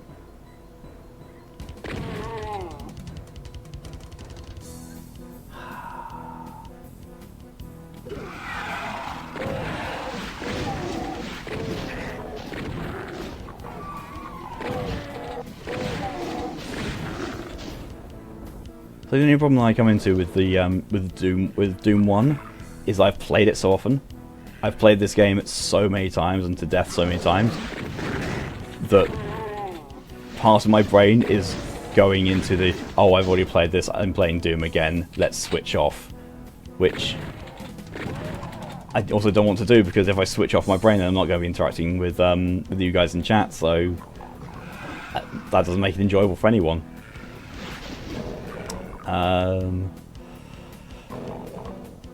Okay, says about Ultra Kill, your punch can be upgraded to have a shotgun built into it. While it's not currently in the demo, it has been shown in a functioning test environment on their Twitter. That's even more awesome. Major says the problem is that gaming used to be special interest for people to display their passion for the medium. Now it's gone mainstream, it's more about the money, and that's honestly really sad. I wholly agree with you. Yeah, that is definitely the direction it's gone, and I really dislike it. Ultra Kill's the same feel as Synthetic, another shooter. Not heard anything about Synthetic. I also actually looked at the chores or sex hashtag on Twitter, and it's people posting statements that can apply to sex and or chores, like careful it's slippery when wet, or we start to. Oh wow. Okay, that is kind of fun. You think you're going to? I'm going to love Synthetic. I will make a note to check it out. Although if there's no demo, I can't guarantee that I'll actually look into it, because you know I am not well furnished with money, and also I have somewhere around 300 games. So honestly, if I can avoid getting more games, it's probably for the best. Which would be infinitely helped by the fact that, you know, if it weren't for GOG always having really good sales on games that I want. Grr. Malco wishes UK Twitter has those kind of hashtags. Yeah. It's a sad state in the affairs of purely stereotypical content that the German Twitter is more fun than the British Twitter. Because, you know, stereotypes. Major probably sounds like such a hipster there. If you're a hipster for that, then so am I. I was just saying, you know, like, I preferred it back when, you know, gaming was a more niche thing, and that, you know, it felt more like a small tight community, and now it's gotten really toxic and unbearable in times. Like, I probably sound like such a hipster for wording it that way, but still at the same time, I kind of, you know, don't like how it's become. I don't like how toxic gamers can be on a whole.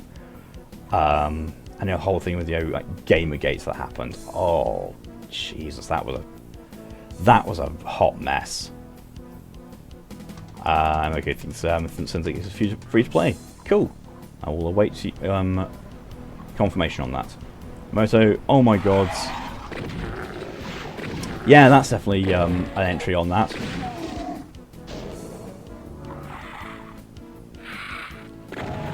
Gamergate. Yeah, the whole there's a whole debacle a few years ago where Gamergate was a thing that was basically the whole thing around, you know, women can't be gamers. That was pretty much what the whole ethos of Gamergate was: is women can't be gamers, women can't be good in the game industry, you know, whether they're playing or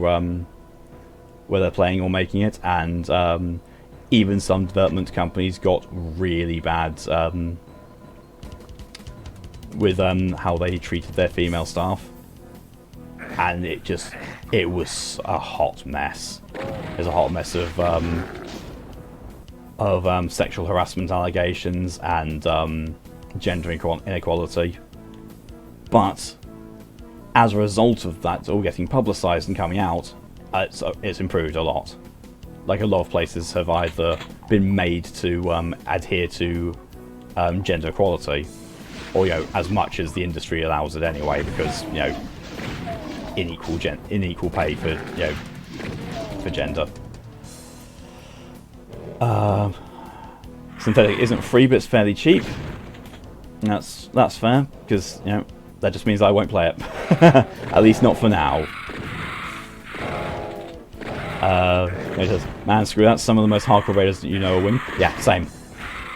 Like, there is actually, I think in response to that, a clan came up called Gamer Girls, and it was only full of women who were gamers, and they were all amazing.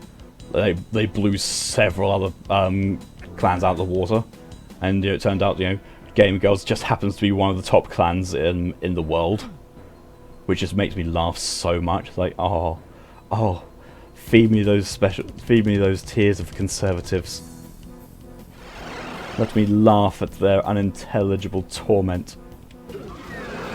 Just let people play games. Like, what's so hard about that? Yeah, I agree. Oh, you're sharing it from now? Okay, cool. Cool.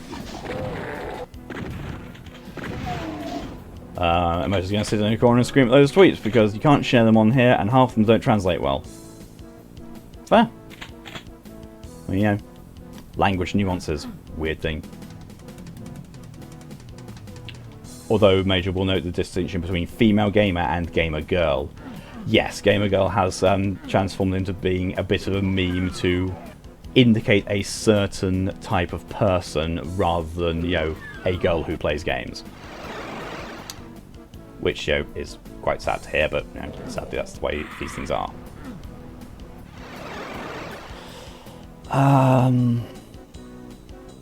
Malachi says, I think when people imagine gamer girls, they must think of people like Alanity, you know, like actual girls who play games. Yeah, women who play up the gaming aspect but don't actually play games. That's where the gamer girl trope has come from, and where it gets negativity, because a lot of those gamer girls don't actually play games, and, you know, calling those type of people out on it, completely fair.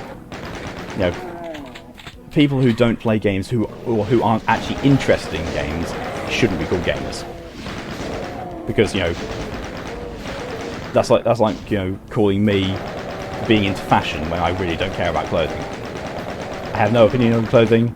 I have no interest in the fashion industry. I have no desire to get interested in the fashion industry. So you wouldn't call me a fashion expert or a fashionista. And because says, yeah, basically e-girl. You call them out on it, but you have better things to do. Yeah. I mean, the best thing you can do on that sort of thing is, like, you know, let them show their idiocy. Let them show how wrong they are and those kind of things, and just, you know, get on with having fun on your own terms. Because at the end of the day, being a gamer basically means you play games, you have fun playing games. That's it. That's all it needs to mean. Doesn't need to mean, like, you know, you're into this whole argument of, you know, what's the superior way to play games. You know, are you actually a true gamer if you do X, Y, Z with games? As all it requires to be a gamer is you like games. Like, you don't even have to actually play games. I know plenty of people who can't play games because of one reason or another, but they really enjoy games and they really enjoy watching games. I would never say, you know, you're not a gamer because of that. You are still a gamer. You just, you know, you prefer to be an observer with games rather than an actual participant. There's nothing wrong with that whatsoever. But, you know, people who cling to the actual lifestyle of it for that, you know, for attention, for want of a better word, and not actually because they're into it. Yeah, I've got no time for people like that.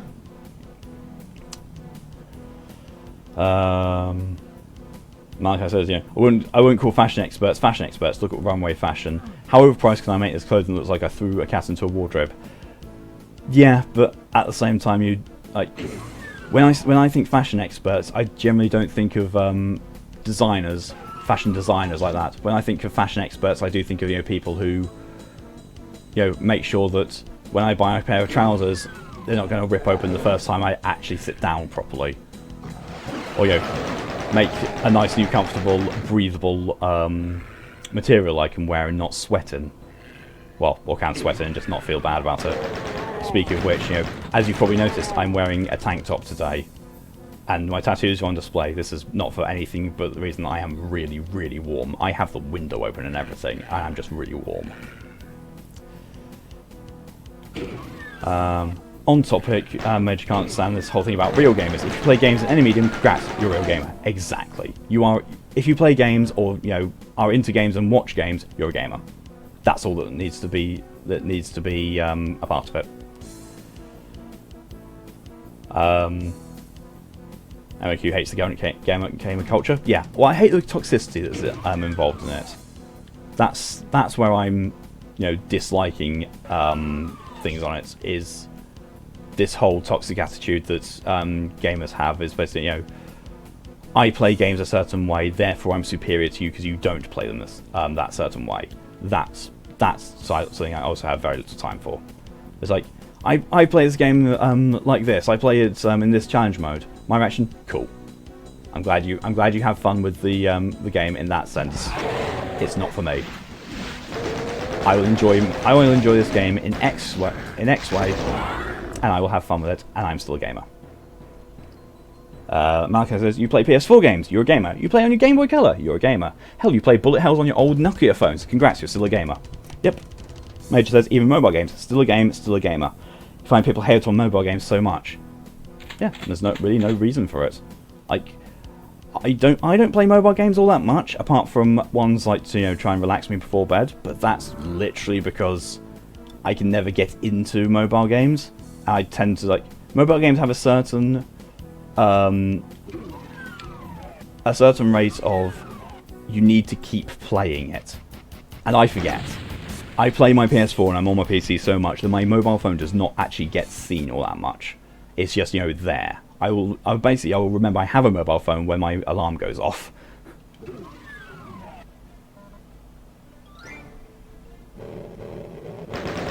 MOQ, can't I just enjoy while acknowledging the game's awful? Why must I like the game everyone likes? Exactly. And in that same vein, if you are one of those people who does like a game that everyone else hates, cool, good for you.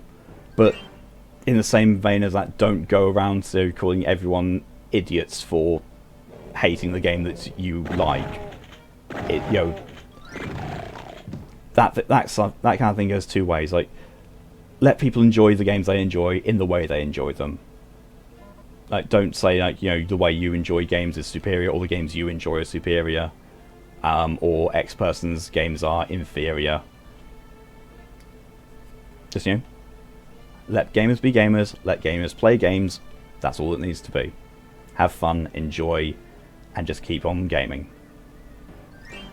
MOQs think of, speaking of mobile games, I would recommend Soul Knight, though it's a roguelike. Similar vein of Enter the Gungeon. I'm not too good with roguelikes. I'm really not. Hades is probably the best roguelike that I've played. I really do enjoy Hades. That's such a solidly made game. But no, when things like that happen, I'm not so keen on losing everything I've strived towards to build up just because I've made a single slight error. Binding of Isaac was a iffy one because that's sort of a roguelike, but also not really because you do get some form of upgrades, so you just had to unlock them.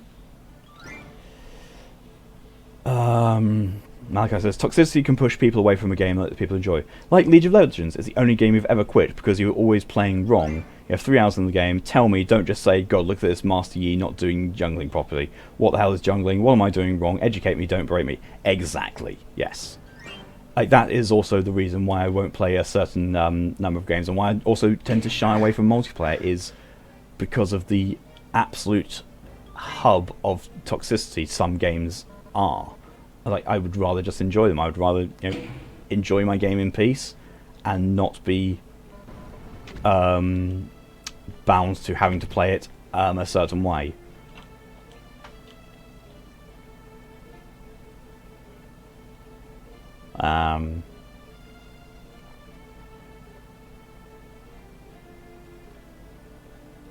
Major played League literally once, the toxicity caused swift U-turn. I haven't even played League. Like, honestly, I've not even played it. I mean, it doesn't help that I'm not a fan of MOBAs in general. Like, I tried with Heroes of the Storm. Couldn't get into it. But, you know, Heroes of the Storm should have had everything in it that I wanted. Because back when I was into Blizzard and World of Warcraft and StarCraft, yeah, I would quite happily have been in Hearthstone. Not Hearthstone, Heroes of the Storm. But I couldn't because it's a MOBA. But I've also heard more than enough about League of Legends from people who play it, and, you know, people who play it professionally. No, thanks. It's definitely not for me. League of Legends is probably the most toxic community you've ever had the displeasure of meeting. Yeah, from what I've heard, I would equate it to the Halo 1 multiplayer community when it was first out. That was so toxic.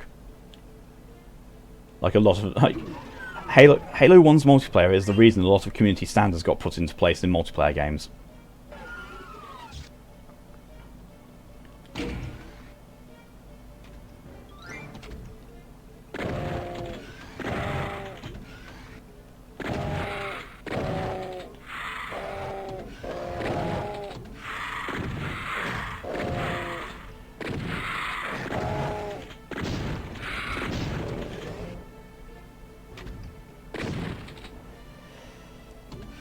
A game like LOL, you'd have to play with a full group of friends. Yeah, I can fully imagine that. Or else you just couldn't play it. Yeah.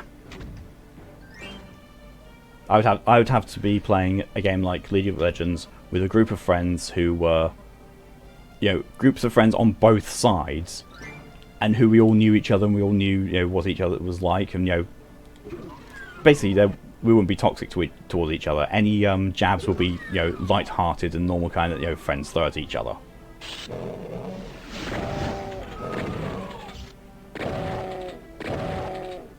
But yeah, that goes back to, you know, I tend not to play MOBAs, and I tend not to play any multiplayer-centric game. Like Overwatch, Paladins, things like that, where, you know, the main focus of the game is multiplayer, or the only facet of gameplay is multiplayer. I won't play. I will very rarely even actually play multiplayer of single-player focused games these days. Like, I got Doom Eternal on launch. I still have not played the multiplayer mode of it. Even though I keep telling myself I probably should pick it up and try it, because, you know, there's at the very least achievements tied to it, and the multiplayer trophies are the only thing standing between me and platinum on that.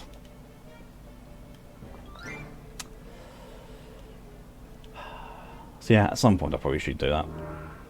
Probably should do the battle mode of Doom Eternal. Maybe, you know, maybe it'll actually now help that I have a external hard drive, so I don't need to worry about disk space so much. So I can just, you know, say, yeah, whatever, I'll just install it.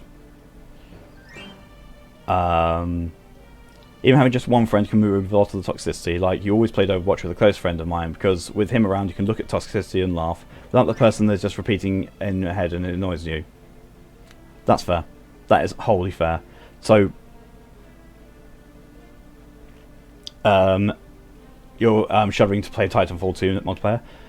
As Malachi has just said, it is honestly very good. I have played a few matches of it, but... So, don't take my dislike of multiplayer to heart, meaning though that all multiplayer is awful. It's just my personal experiences. I don't like multiplayer. I just don't. If you give me a multiplayer game, I can very much guarantee you I won't play the multiplayer, because I don't really want to. I don't have a reason to play multiplayer. It doesn't appeal to me.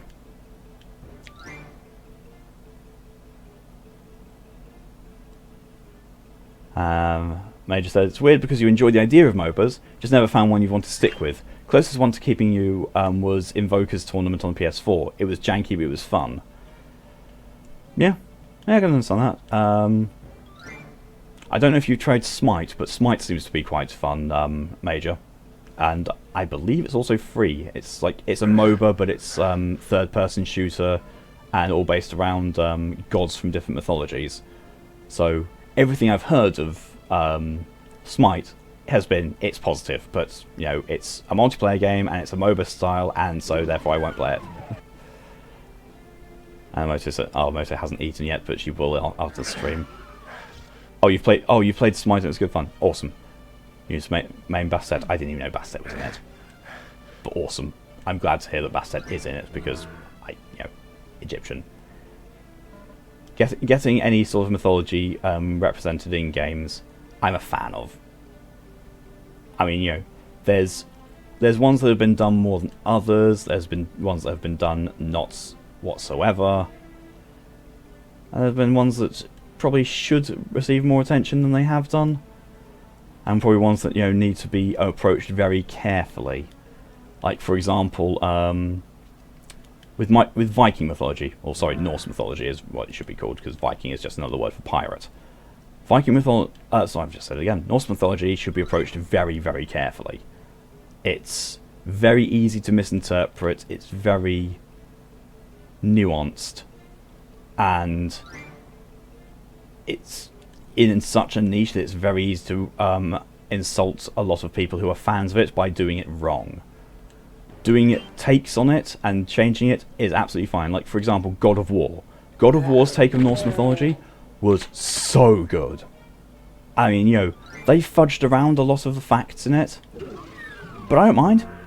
I found myself not actually minding with how God of War chose to change around things, because it was still fun. It was enjoyable, and the way that they took a alternate look at everything in it, then I like it. Like the retelling of like how Mimir tells you the tales of a load of things that are quite common in Norse mythology story-wise, and he tells them in a completely different way that throws a whole different perspective on the tale itself. I like that. I really like that.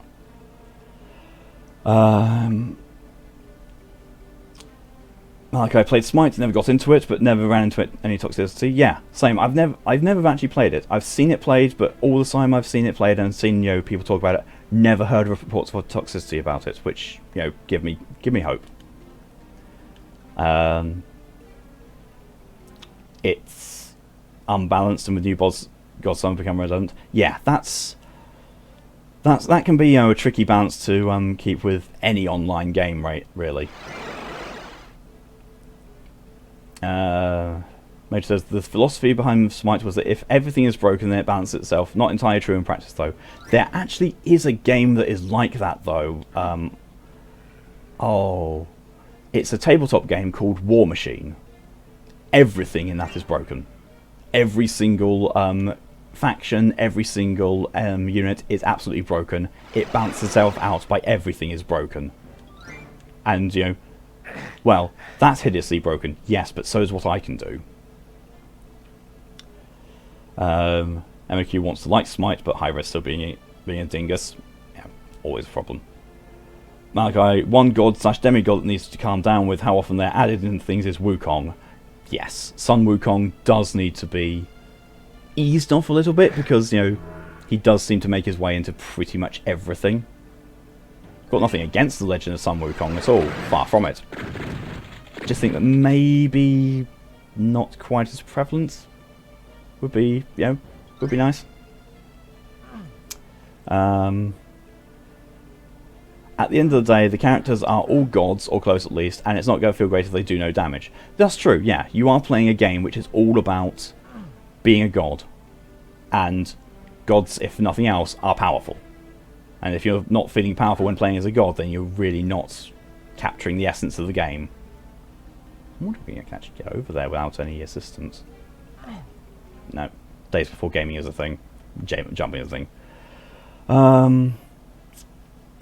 Emoto, I mean, Norse mythology is Marvel. Yeah, Marvel has taken a very different turn on Norse mythology. Not necessarily it's bad, but it's very different. Unless you know more than like the general public, yeah. Wholly agreed on that. Ah, there we go. There's the walkway to get the like the other key.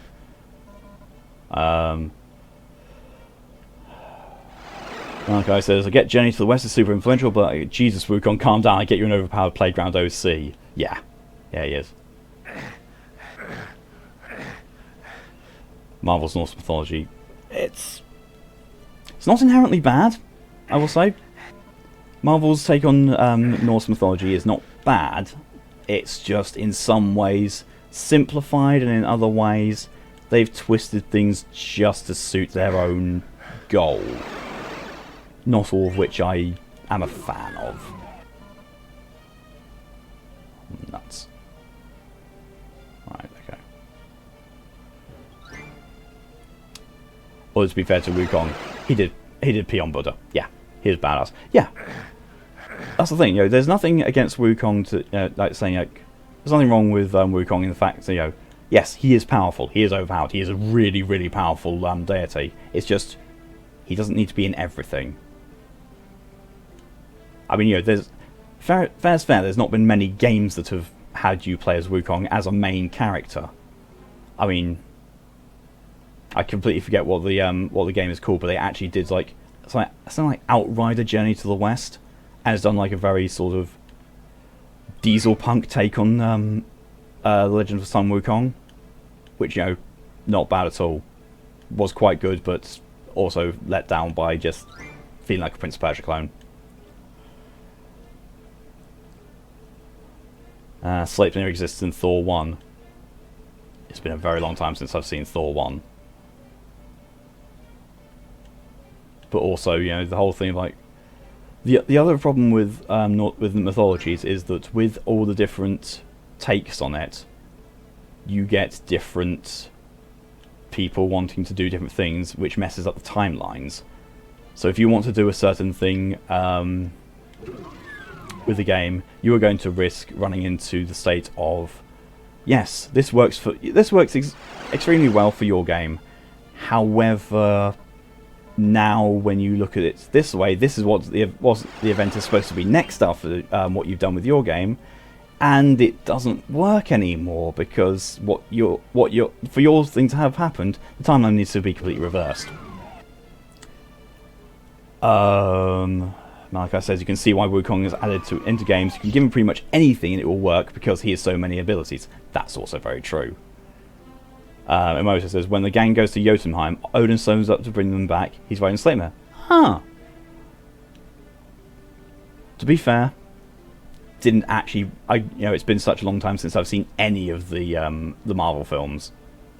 Like the MCU in general, I just haven't watched all that much recently. Like, I think I've watched two of them after Endgame, or watched. No, I think I haven't actually watched a single one since Endgame was out in the cinema. I just kind of left it at that. Or something there. It's in there. I need to get into there.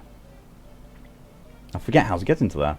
I've been there several times. Just can't get there. I don't remember how to get there now.